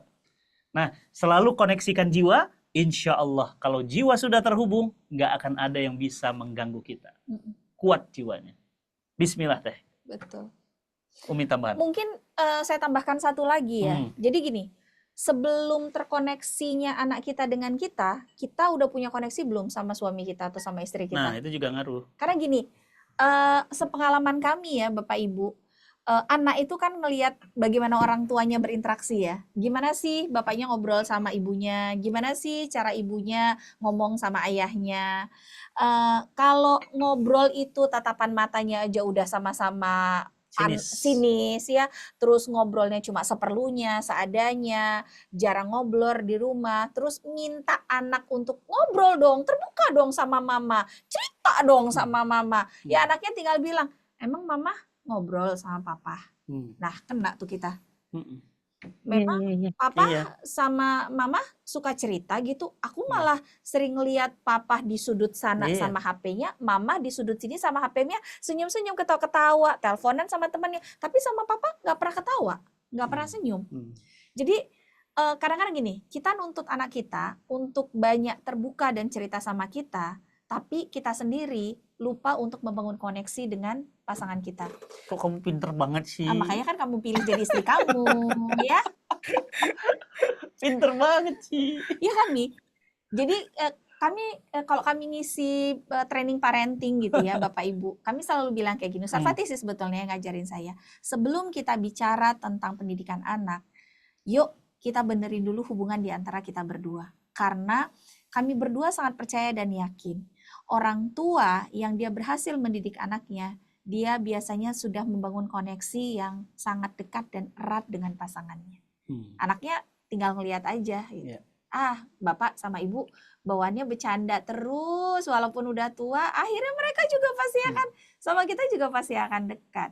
Itu ya tambahannya. Ini walaupun yang ngomong sama-sama terus belajar juga sih. Gitu suhu Ica. Luar biasa, Masya Allah. Memang hubungan bonding itu penting banget ya dalam keluarga. Bahkan saya punya teman, Ustadz, saya punya teman usianya seperti saya gitu ya, 30-an gitu ya.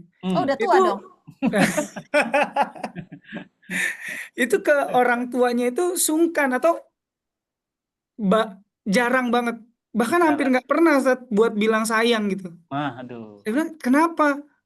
Ya karena memang nggak pernah dari dulu gitu. Itu udah ada jarak dari dulu. Memang ini hubungan bonding antara orang tua dan anak, suami dan istri, pasangan gitu ya. Ini penting banget sih. Makanya nih sahabat cinta Quran sekalian ya. Khususnya nanti Ibu Ica ya, insya Allah Oktober bisa lebih deep talk lagi nih bersama Ustadz Fatih Karim ya, dan juga Ummu Sajat gitu ya, di umroh series ya, family series. Beliau mah levelnya mengumrohkan karyawan. Iya. Insya Allah nih, Bu Ica nih. Cuma sedikit, aduh ya Allah. Masya Allah, iri kita iri. Iya. Gak apa-apa Mbak Ica yang sekarang dimaafkan, lain kali jangan diulang ya. Umum tadi setiap orang harus punya harapan, harapannya segini, tapi ternyata didoain ya Allah. Benar. Banyak.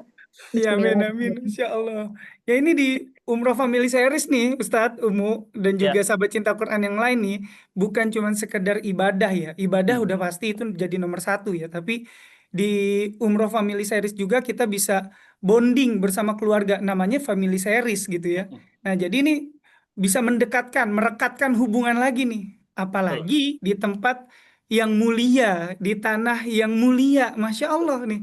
Bersama keluarga, rombongan, itu 12 hari berarti ketemu 2 kali Jumat tuh 2 di kali Jumat. sana.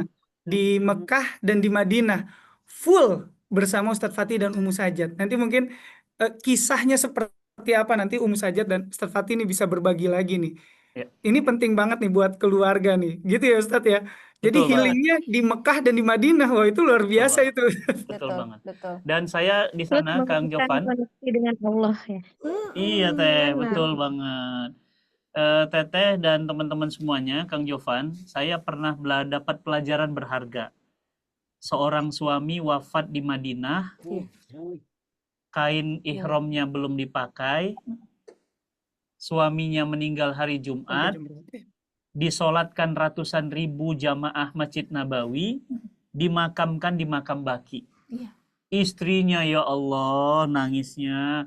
Saya bisa ngerasakan pelajaran berharga. Kalau saya kehilangan Ummu pada saat umroh, itu rasanya gimana campurnya. Senang satu sisi iya, sedih juga iya, kehilangan juga iya, tapi juga ada bangga disolatkan ratusan ribu orang di hari Jumat. Wah, saya dapat pelajaran berharga. Dan saya, Kang Jovan, alhamdulillah, ini videonya ada, saya pernah memakamkan jenazah umroh jamaah kami itu di hari Jumat. Oh, indah sekali. Saya nangis itu nggak habis-habis. Kenapa? Karena malam Jumatnya masih tahajud bareng. Sholat subuhnya masih sholat subuh bareng. Sehat. Usia 70 tahun, sehat. Dan ini umroh pertamanya. Meninggal dunia di Madinah, kain ihramnya masih di tas, masih rapi. Belum sempat umroh. Karena kita masuk Madinah dulu waktu itu. Kalau ini kan nanti kita berangkat nih Mekah dulu. Iya. Kenapa? Karena di Mekah itu biar tuntas semua kewajibannya, di Madinah kita istirahat. Jadi Kang Jovan, bismillah, saya doakan Bapak Ibu yang ada di sini, Allah mampukan, Allah bukakan pintu rizki, kesehatan untuk bisa berangkat umroh bersama saya. Saya full yang bimbing. Dan tahun ini berangkat umrohnya ada 13 jamaah dari Jepang. Betul. Orang Jepang asli, Kang Jovan. Ya. Jepang asli. Terus gimana bimbingnya? Ada ustadz dari Jepang juga. Ada Sensei Kyoichiro Sugimoto, ya, dan mualaf Jepang. Rame banget ini. Ini orang Jepang semua yang datang. Banyak banget. Bismillah, saya doain Bapak Ibu bisa berangkat nyusul ya. Di bulan Oktober ini masih ada seat, ya. Insya Allah saya pingin banget doa bareng di sana, nangis bareng di depan multazam. Aduh, indah banget. Saya udah kangen umroh, padahal kemarin baru pulang haji ya, tapi masih kangen lagi, pingin lagi sujud, pingin lagi mencium Ka'bah. Ya Allah, rasanya rindu sekali. Saya pingin rasa ini juga Bapak Ibu rasakan di depan Ka'bah, insya Allah. Ya. Amin, Masya Allah. Tahun depan ada gak Ustadz? Itu ada yang nanya. Tahun depan ada, insya Allah ada. Ya. Tahun depan ada. Tapi masalahnya umurnya nggak tahu. Umur kita, ya itu dia Ustaz. Iya, Teh Ica, saya takut Teh Ica. Makanya Mbak Rizka, teman-teman semuanya ya, Kang Jovan terutama ya, saya nggak tahu Kang Jovan. Apakah tahun depan saya masih ada apa enggak? Makanya saya tuh gini, kalau ada kesempatan langsung gitu. Kalau ada kesempatan langsung. Saya rela nahan nggak jadi beli HP baru. Saya rela nahan nggak jadi beli motor baru. Yang penting apa? Saya berangkat umroh dulu. Gitu. Dari dulu kita gitu. Yang penting bagi saya itu Allah dulu, yang lain nyusul. Kenapa? Karena saya tidak tahu apakah tahun depan saya masih ada. Ya, nanti dapat kabar Kang Jovan ya, Ustadz Fatih Karim udah nggak ada. Wah, itu ya, Kang Jovan nanti nyolatin jenazah saya kan ya. Kenapa? Karena Ustadz Fatih Karim belum tentu masih ada tahun depan. Ya. Bismillah ya, Umi, teman-teman semua ya. Kita nggak tahu ya namanya umur ya. Kita boleh merencana ya. Banyak kan gitu ya. Nanti kita umroh bareng ya. Nanti kita umroh bareng ya. Banyak kan kisah-kisah kayak gitu. Ternyata malamnya wafat. Ya. Bahkan ada yang di atas pesawat lagi berangkat. Di atas pesawat langsung wafat. Nggak ada yang tahu. Ya. Bismillah ya. Ingat mati akan betul-betul menambah cinta kita sama suami, sama istri, dan menambah rasa syukur kita kepada Allah. Amin, amin, ya Rabbal Alamin. Masya Allah tuh ya. Bunda, sahabat cinta Quran sekalian gitu ya. Itu Coba bayangkan sedekat ini dan seseru ini kita bisa ngobrol bersama Ustadz Fatih dan juga Ummu Sajat, bisa mengambil ilmunya Ustadz Fatih dan Ummu Sajat saat di Mekah dan Madinah. Itu itu luar Ya, biasa banget. sholat Itu luar bareng, biasa banget. makan Benar-benar. bareng, sarapan Mm-mm. bareng, Mm-mm. Makan tawa bareng, bareng, semua Mm-mm. puas-puasin ya. Yang mau bertanya puas-puasin. puas-puasin itu. Puas-puasin. Sambil sarapan, sambil Sambil- makan, sambil jalan, Iya. sambil belanja, sambil beli Aduh, kurma. itu kayaknya setiap hari kajian itu kalau bareng sama Boleh. Ustadz. Tapi Kang Jovan, malah ketika udah di sana, udah enggak. Kok gitu, Saya Ustadz? sering nanya, ayo Bu, mau curhat apa? Enggak. Karena mereka udah habis kuota curhatnya langsung depan Ka'bah. Iya betul. Oh, Jadi iya. begitu saya tanya, Kang mau curhat apa? Enggak Ustadz. Loh, kemarin katanya umroh bareng saya mau cerita. Ternyata Enggak jadi. udah semua tumpah di depan Ka'bah. Iya. Beda Kang Jovan. Mm-mm. Saya doain nanti Kang Jovan ngerasain deh. Amin ya Allah. Jadi itu tumpahnya udah depan Ka'bah. Jadi manusia tuh rasanya, udahlah, udah nggak mau gitu. Mm-mm. Udah nggak mau lagi. Mm. Tadinya teorinya apa? Teorinya mau cerita sama saya gitu. Iya. Di bis ngobrol gitu. Ternyata udah di bis, udah saya deketin tempel tuh. Ayo Kang mau ngobrol apa? Enggak. udah selesai katanya. Loh, kok udah selesai? Udah ngomong sama Allah sampai Iya. nangis Ustadz, sampai Iya. kering air mata saya depan multazam. Oh, gitu ya. Berarti alhamdulillah. Iya. Dan curhatnya terbaik kan langsung sama Allah. Betul betul. Depan multazam lagi Ustadz ya. Depan Iya, multazam. Dan tiap ya hari Kang, Allah. bayangin 7 hari di Mekah itu. Seminggu di Mekah mau ngapain Kang Jovan? Mm-mm. Kang Jovan, 1 hari sholat di Masjidil Haram, 1 kali 1 kali. sholat di 1 Masjidil kali. Haram, 100.000 kali sholat di masjid biasa. Sehari itu 5 kali. Betul. Berarti 100.000 Kali 5. dikali Kali 5, 500.000 dikali 7. 3.500.000. 3.500.000 kali. Ditambah sholat sunnahnya 2 rakaat. Ditambah duhanya 12 rakaat. Iya. Ditambah tahajudnya 12 rakaat. Hmm. Ditambah sholat tasbihnya. Wah udah Kang. Udah itu mah. Bismillah Bapak Ibu, ayo berangkat dah. Bismillah, Gitu ya. bismillah. Udah pokoknya Yuk, menggreget. yuk, yuk. Bismillah. Udah langsung. Nah itu sama Teh Amei itu udah dikirimkan ya Bapak Ibu sekalian, sahabat cinta Quran yang mau seru-seruan bersama Ustadz Fatih Karim dan Ummu Sajat di Umroh Family Series, itu bisa langsung booking seatnya di nomor yang sudah tertera ini, langsung di copy paste aja, kemudian bisa dihubungi 24 jam selama adminnya on gitu ya. Bisa. Sama adminnya HP-nya on, adminnya bobo Oh dulu iya, ya adminnya kalau tidur. malam. Karena kan yang balas manusia ya, bukan robot gitu. Nah, kayak gitu ya. Tapi buat Bapak Ibu atau sahabat cinta Quran yang belum berkesempatan untuk umroh, bangun bonding bersama keluarga gitu ya, itu di Mekah dan Madinah belum punya kesempatan untuk itu, bisa juga ikut di roman tripnya bersama Ustadz Fatih Karim dan Ummu Sajid juga. Nah ini, kalau ini bukan ke Mekah dan ke Madinah, tapi ke Jepang gitu. Ini menumbuhkan rasa cintanya ya, rasa cinta keluarga bersama. Nah itu dia tuh, bisa lihat fotonya, betapa romantisnya kan. Subhanallah. Alhamdulillah. Terasa pengantin baru terus ya jadinya. Amin. Dan Kang Jovan, saya mau ngingetin sama Bapak Ibu semua ya, kalau ada yang gini-gini, jangan pernah dalam pikiran dari mana duitnya. Iya, benar. Serius. Saya ajarin. Karena dulu saya pernah di posisi itu. Iya. Dari mana duitnya? Hapus. Langsung ubah kalimatnya dengan Bismillah, satu saat berangkat. Gitu. Bismillah, satu saat berangkat. Gitu. Dirubah ya Bapak Ibu ya. Bismillah ya, janji ya. Kenapa? Allah sesuai prasangka hambanya. Kang Tatan tadi bilang apa? Insya Allah ikut Ustadz. Beneran itu jadi itu nanti. Lihat. Iya. Tapi begitu Kang Tatan bilang tadi, Ustadz ngomongnya tinggi banget. Iya. Gue buat makan besok aja susah. Oh beneran susah itu. Beneran susah. Tapi Kang Tatan bilang tadi, Ustadz saya mau ikut dong. Lihat nanti ya. Allah tahu caranya. Iya. Kalau nggak bisa sekarang nih, nanti yang Februari. Nggak bisa Februari, malah umroh Ramadan nanti. Lihat. Kenapa? Karena Akang sudah positive thinking sama Allah. Allah sesuai prasangka hambanya. Ya, nanti kapan-kapan kita belajar sama Teh Ica, bagaimana beliau itu punya positive thinking, sekarang punya bisnis yang Masya Allah besar, tumbuh, berkah, berkembang. Kenapa? Cara berpikirnya pasti bisa. Allah akan tolong. Beneran, bener jadi. Ya, tapi kalau kita bilang nggak mungkin, nggak bisa, mahal, nggak, beneran jadi itu. Jadi hati-hati dengan kata, karena setiap kata kanan kiri kita ada malaikat yang mengijabah doa kita. Hati-hati. Jadi kalau ada kabar nih dari Kang Jovan, berapa tuh Jepang? Oh kecil Ustadz, bismillah, saya ikut.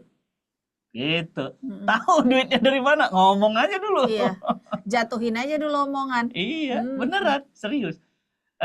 Mbak Imel, Umu Uwais, Bu Dini, Mas Tatan, Mbak Fatia apalagi udah saksi hidupnya udah Saksi lama. hidup, masih hidup, alhamdulillah. Ya, Bu Ati, Mbak Ami, Bu Ima. Saya cuma ngomong gini, saya bangun masjid di Jepang, beneran ya. Saya bangun masjid di selatan bumi, beneran di Melbourne.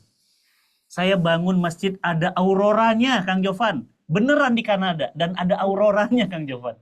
Serius. Bukan auroraan itu, aurora beneran. Bukan aura-aura Beneran. Padahal siapalah saya, Kang Jovan ya. Kang Jovan pernah ke rumah saya, lihat rumah saya. Biasa aja. Tapi apa? Jangan pernah berhenti bermimpi. Dan sandarkan mimpi sama Allah. Kejadian beneran. Siap ya? Awas ya. Jangan kaget.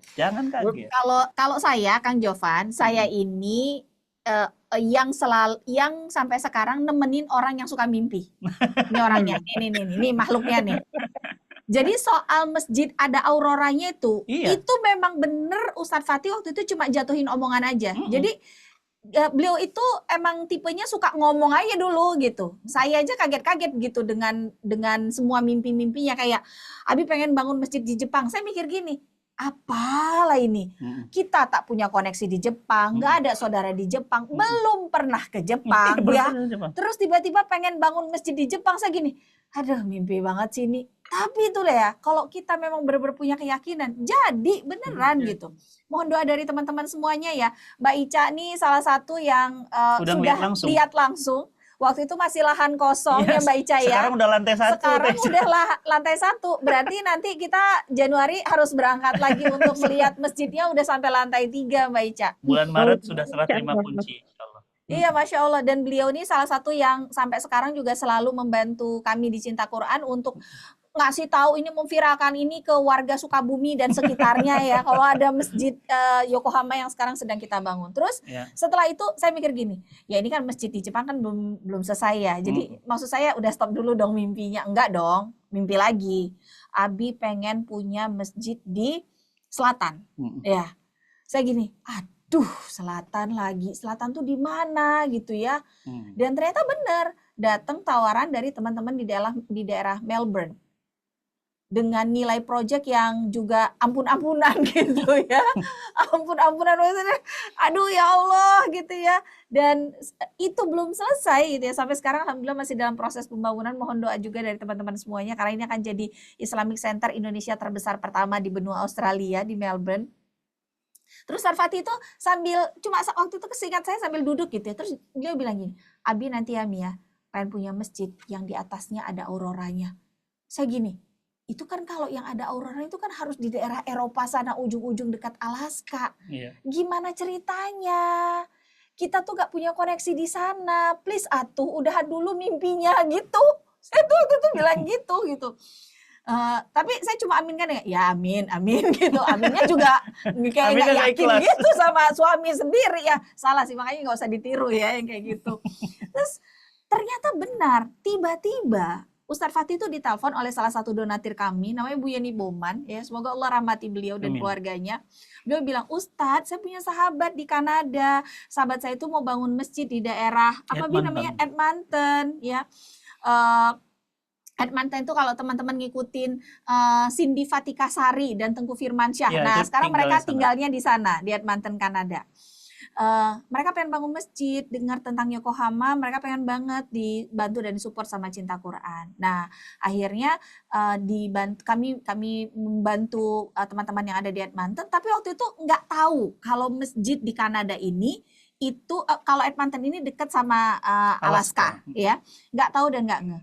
Terus tiba-tiba dalam satu rapat, ya, teman-teman pengurus yang ada di sana bilang gini, Ustadz, kalau musim dingin di Edmonton ini itu ada aurora. Allah Setiap Akbar. musim dingin itu selalu ada auroranya. Allah Dan nanti Akbar. Ustadz di atas masjid kita itu juga akan ada auroranya di musim dingin. Merinding nggak tuh? Beneran kejadian. Saya aja sampai sekarang merinding. Walau kami berdua belum ke Kanada ya sampai sekarang ya. Tapi dengar ceritanya aja udah gini. Ada apa namanya? Ada Mbak Tia tuh. Assalamualaikum Mbak Tia. Oh iya, Orang Kanadanya. Tuh, yang langsung. diceritain langsung muncul coba. Mbak, jam berapa di sana, Mbak? Jam 8.30, Ustadz. Pagi ya? Apa kabar? Pagi ya? 8.30 pagi. pagi. Ya Allah, 8.30 kita jam pagi. berapa nih? Jam 9. Kita- Oh ya Allah, jauhnya. Jadi Kanada tuh ketinggalan berapa jam Mbak Ica? Mbak Tia 11 jam ya? Dia mundur 1 hari. Jadi di Mundur. sini itu hari Sabtu jam 8.30. Kita udah mau Tuh. sore.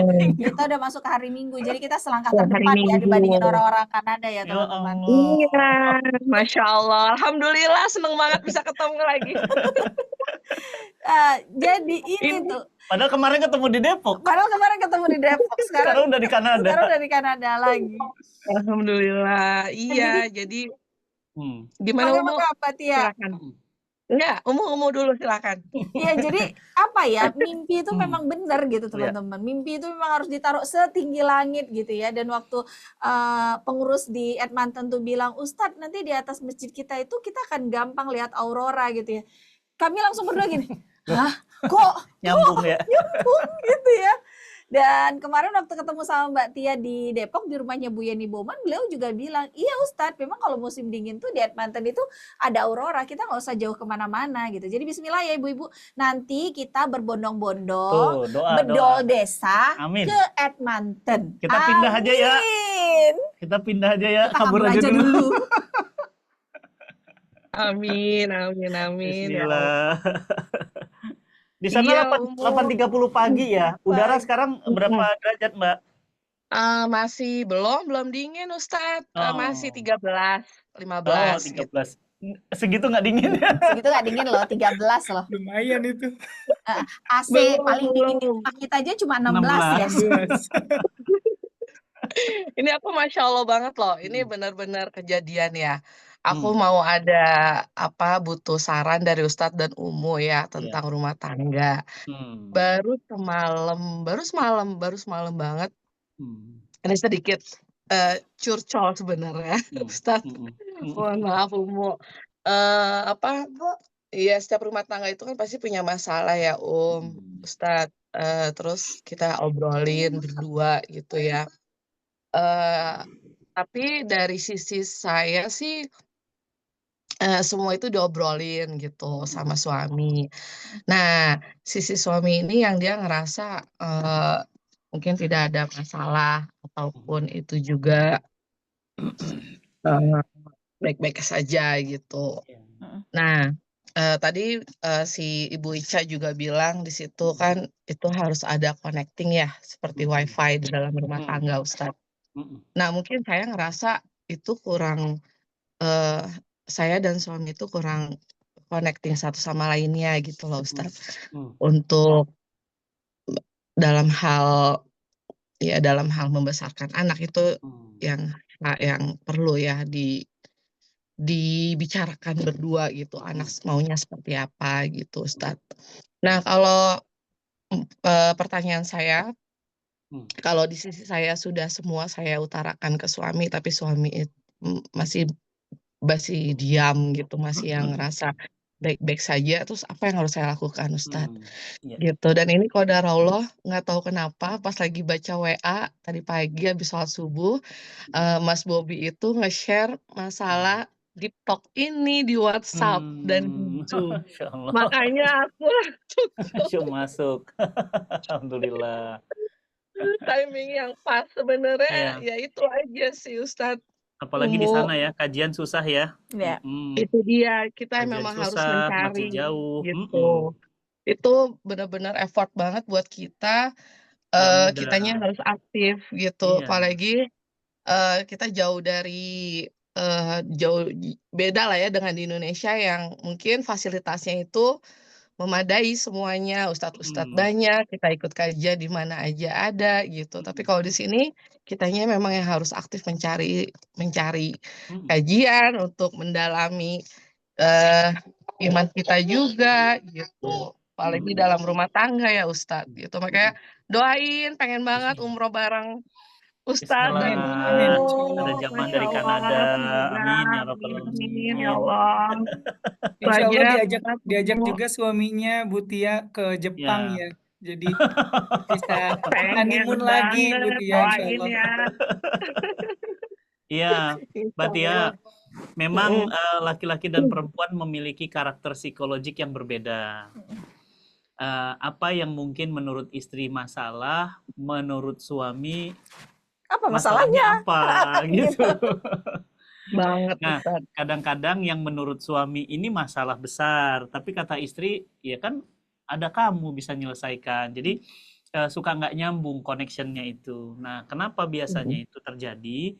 Biasanya karena perbedaan, satu bisa karena lingkungan yang berbeda. Lingkungan itu akan menyebabkan persepsi yang berbeda. Persepsi suami dengan persepsi istri nggak sama, nggak nyambung dia. Nah, makanya bagaimana agar nyambung? Disinilah butuh hal-hal yang namanya hal-hal yang tidak dikomunikasikan karena suka menyepelekan hal-hal receh remeh. Makanya Mbak Tia, biasakan ngobrol sama suami jangan yang penting-penting terus. Biasakan ngobrol yang nggak penting. Karena ngobrol nggak penting itu penting. Nah, awalnya ngobrol nggak penting, lama-kelamaan suami akan mengobrol hal-hal penting. Kenapa? Karena sudahlah nyaman, sudah biasa bicara. Nah, kita ini selalu ngobrol tuh penting. Tagihan listrik besok loh. Tagihan rumah jatuh tempo loh. Gimana Kang Jovan kalau sampai listrik kayak gitu? Stres kan? Ya. Besok jatuh tempo loh. Anak mau sekolah loh. Wah, itu pusing. Langsung laki-laki bilang apa? Case close. Udah langsung kita nggak mau ngobrol lagi. Nah, tapi kalau kita ngobrol dari hal-hal receh, hal-hal remeh, kita tuh ngobrolin sederhana tadi ya. Kita ngobrol tentang ada teman jualan gitu ya. Kok gitu banget ya jualannya gitu ya. Baru begini aja begini lah gitu. Kita ngobrol aja gitu ya. Hal-hal nggak penting ternyata itu yang membangun bonding. Jadi ngobrol nggak penting itu penting. Ini yang pertama. Yang kedua, Mbak Tia, kalau suami kemudian belum bisa masuk dari istri atau istri susah masuk dari suami, butuh pihak ketiga yang didengar oleh keduanya. Jadi pihak ketiga ini biasanya orang yang netral. Contoh ustadz atau tokoh atau keluarga yang diutamakan itu pasti mau dengar suami. Contoh ya, saya ngobrol sama ibu saya nggak mau dengar. Tapi saya ngobrol melalui Aagim karena ibu saya hormat banget sama Aagim, favorit banget, maka saya masuk melalui Aagim langsung didengar. Jadi butuh pihak ketiga, Mbak.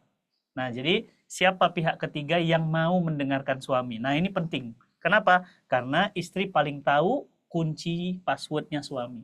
Suamiku ini senang banget sama Ustadz Anu. Suamiku ini mau banget dengar kata Ustadz ini. Nah, kita ngomong melalui dia. Insya Allah mau didengar sebagai tahap awal. Tapi lama-kelamaan, karena kemudian sudah dibangun hubungan sejiwa tadi, ya sering bicara, insya Allah nanti sama-sama klop. Ya, kami dulu juga beda. Kami dulu beda. Kenapa? Karena saya dari culture keislaman yang kuat, sementara Umu ini kan dulu belum berhijab syar'i. Kerudungnya masih dililit leher, ditarik ke atas gitu ya. Taruh diri dong. Ya, kemudian masih pakai celana jeans keluar rumah. Dulu Umu kayak gitu. Kenapa? Beda frekuensi. Tapi pelan, tapi pasti mendekat, lama-lama kita sejiwa. Jadi memang prosesnya panjang. Dan Mbak Tia juga nggak mudah karena lingkungan di sana juga lingkungan western banget, barat banget. Jadi culture barat itu sangat kuat mewarnai rumah tangga kita. Ya, culture Islam itu beda jauh di sana. Makanya tantangan dakwah di barat itu Mbak Tia itu berat banget. Makanya banyak sekali orang Islam yang terbaratkan di sana. akhirnya jadi terwesternisasi. Kenapa? Karena lingkungannya sangat-sangat kuat membentuk mereka. Jadi culture keluarganya juga ikut terwarnai. Nah, bagaimana langkahnya? Selalu terhubung dengan kajian, mau online, offline, selalu ikut. Nah, memang nggak mudah juga, karena kendalanya kita sama Kanada itu kan bedanya beda 24 jam. Iya. Ya, beda hari gitu ya. Nah, itu dengan cara apa? Dengan cara terhubung di sosial media, mau nggak mau harus ada pengorbanan ya untuk kita bisa lebih dekat dengan kajian, dengan majelis ilmu. Dan suami juga mulai dilibatkan. Makanya nanti saya ingin banget kenalan dengan suami, sehingga nanti dengan kenalan insya Allah akan jadi satu frekuensi. Iya. Amin, amin ya Allah Ustadz. Berarti nunggu Ustadz sampai datang ke Edmonton ya. Atau kalau nggak nunggu sampai datang, umroh bareng dulu juga bisa. Aku berharap kamu ikut. Masya Allah. Amin, amin, Amin, amin. amin. Semangat. Amin, amin. Masya Allah, alhamdulillah. Wahai Ustadz. Bismillah, salam buat suami. Insya Allah satu waktu nanti kita main ke Kanada bersama semua peserta yang ada di sini. Amin ya Amin. Allah. Amin. Amin. Ya, nggak ada yang mustahil ya, jangan pernah bilang mustahil ya. Amin. Bismillah.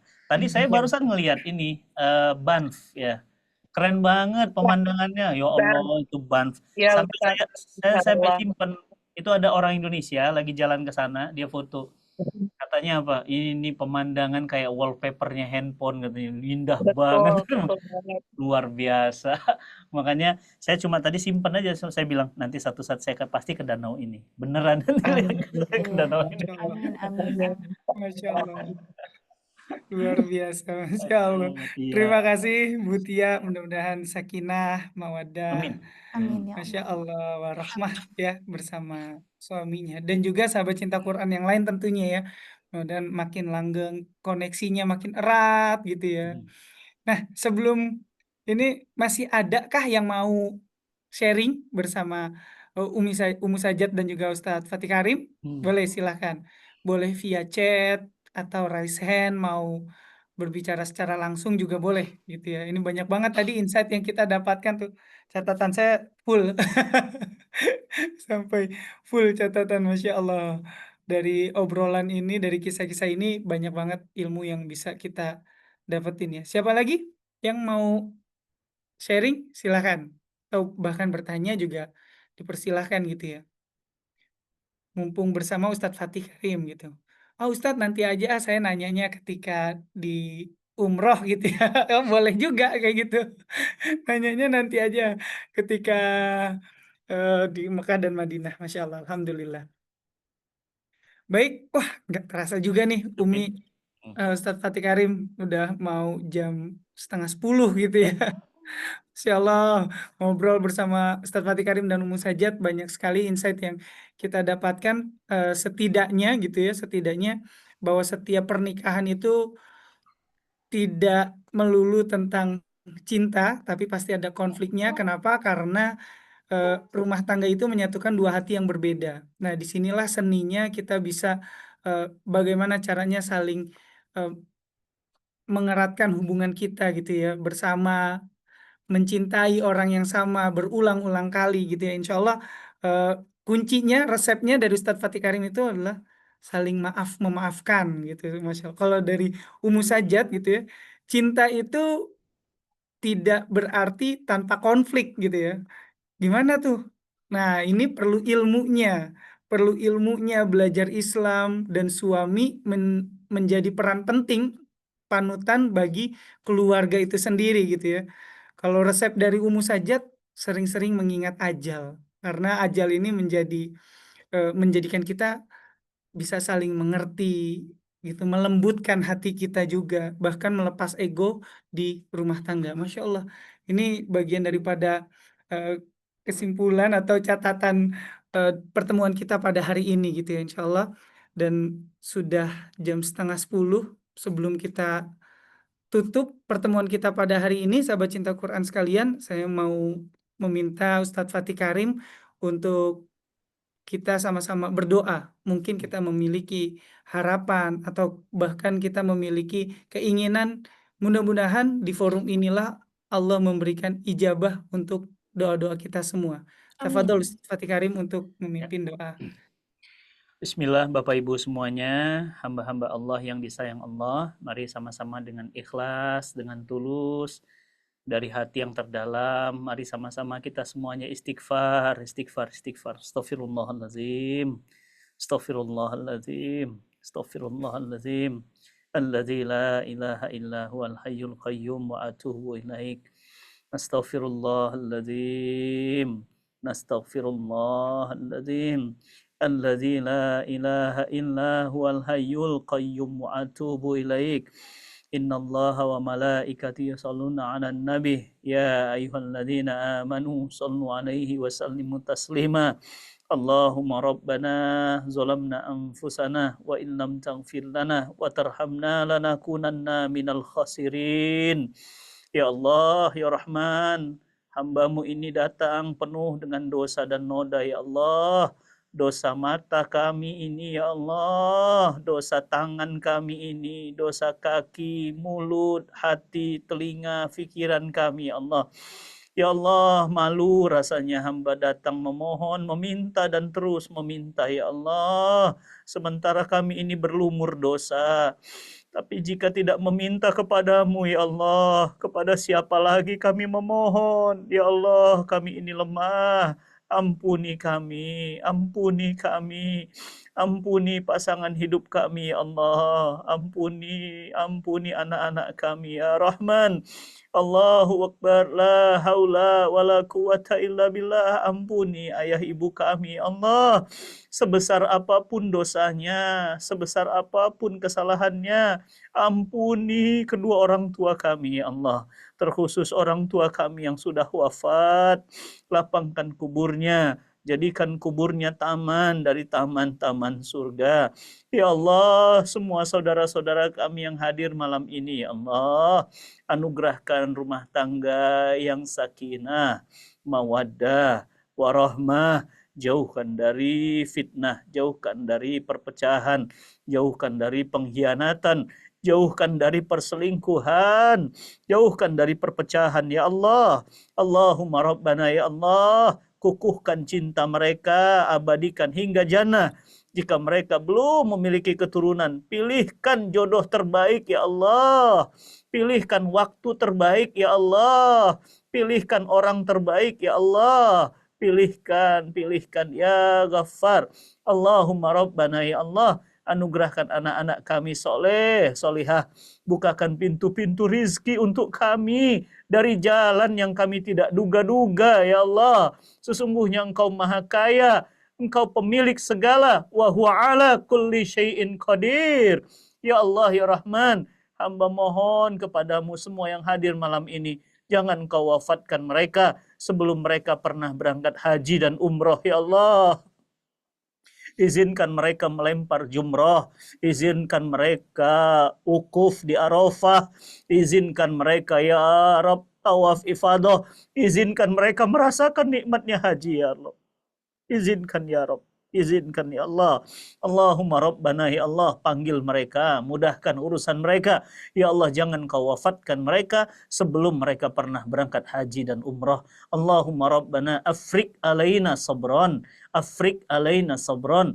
Ya Allah, kuatkan kesabaran kami, kuatkan pundak-pundak kami, kuatkan hati-hati kami, sabarkan kami sesabar-sabarnya. Afrik alaina sabran wa tawaffanal muslimin. Ya Allah, ya Rahman, ya Allah, ya Rahim, bukakan pintu-pintu pertolongan untuk kami, ya Allah, terutama saudara-saudara kami di Gaza, Palestina. Ya Allah, ya Rahman, kami tidak punya apa-apa, kami tidak kuasa apa-apa, kami tidak bisa berbuat apa-apa, kami kembalikan hanya kepadamu, ya Rahman. Allahumma Rabbana, ya Allah, semua yang hadir malam ini, ya Allah, jangan Kau wafatkan dalam keadaan berhutang, ya Rabb. Lunaskan hutang-hutangnya, ya Allah. Jangan Kau wafatkan dalam keadaan berhutang, karena orang yang berhutang dalam keadaan wafat diharamkan surga baginya, ya Allah. Ampuni mereka, lunaskan hutang-hutang mereka. Allahumma Rabbana inna nas'aluka ridhaka wal jannah wa na'udzubika min sakhatika wan nar bi rahmatika ya ghafurur rahim. Rabbana atina fid dunya hasanah wa fil akhirati hasanah wa qina azabannar wa qina adzabannar wa qina adzabannar bi rahmatika ya ghafurur rahim. Subhana rabbika rabbil izzati amma yasifun wa salamun alal mursalin walhamdulillahi rabbil alamin. Al-Fatihah. Auzubillahi minasyaitonir rajim. Bismillahirrahmanirrahim. Alhamdulillahi rabbil alamin. Arrahmanir rahim. Maliki yaumiddin. Iyyaka na'budu wa iyyaka nasta'in. Ihdinas siratal mustaqim. Shiratal ladzina an'amta 'alaihim ghairil maghdubi 'alaihim. Amin, amin, amin ya rabbal alamin. Mudah-mudahan doa saya malam ini buat saya, buat kita semuanya, insya Allah Allah ijabah dengan segera. Sampai ketemu di lain waktu. Kang Jovan, terima kasih. Bapak Ibu, terima kasih. Jauh di mata, dekat di jiwa, dekat di doa. Bismillah. Amin, insya Allah. Alhamdulillah. Jazakumullah khair, Ustadz Fatih Karim, Sajat, sahabat cinta Quran, ya, subhanallah, Bu Nana, Bu Tia, Bu Ica, Teh Ame, Teh Rizka, Pak Bobi, dan semuanya. Mohon maaf, saya tidak bisa menyebutkan satu persatu. Ala kulli hal, ini adalah kebahagiaan buat kita semua. Mudah-mudahan Allah merahmati kita di waktu ini, insya Allah. Dan buat sahabat cinta Quran sekalian yang mau tahu keseruan bagaimana umroh bersama Ustadz Fatih Karim atau roman trip di Jepang, insya Allah kita akan sama-sama melihat videonya. Jangan kemana-mana gitu ya. Namun kajian ini atau deep talk kita pada hari ini kita tutup dulu, kita sudahi, dan nanti bisa melihat dokumentasi perjalanan bersama Ustadz Fatih Karim dan Sajat. Mari sama-sama kita akhiri pertemuan kita dengan lafaz hamdalah, istighfar, dan doa kafaratul majelis. Alhamdulillahirrabbilalamin. Astagfirullahaladzim. Subhanakallahumma wa bihamdika. Asyhadu an la ilaha illa anta. Astaghfiruka wa atubu ilaik. Silahkan saksikan video berikut ini. Allahu Akbar. Allahu Akbar. Kami berdua menikah tanpa pacaran. Jadi waktu awal menikah banyak banget ya Bi, hal yang kita sama-sama saling nggak tahu.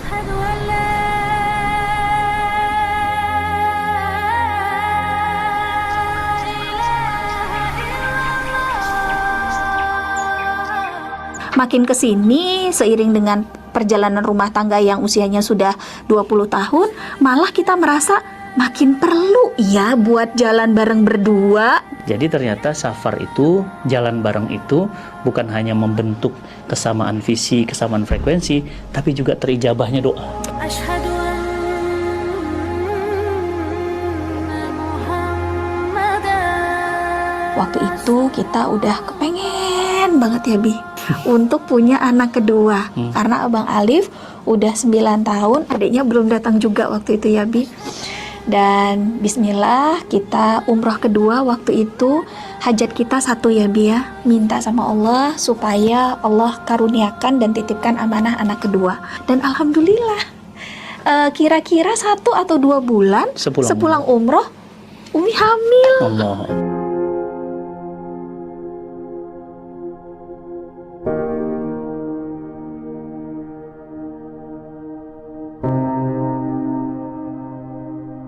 Dan bukan cuma itu, ternyata safar bareng itu meskipun di luar umroh, itu ternyata adalah perintah Allah. Famsu fi manakibiha. Dan bukan berarti safar selain Mekah Madinah berarti nggak mulia ya Bi ya. Karena kita juga safar ke beberapa negara yang lain. Kita ingin kemudian perjalanan itu nggak sekedar hanya jalan-jalan kosong, tapi jalan-jalan yang penuh dengan makna. Mengambil ibroh dari setiap kejadian, mengambil makna, disitulah indahnya safar. Jadi safar bareng itu bukan hanya membentuk makna, terijabahnya doa, tapi juga menambah cinta.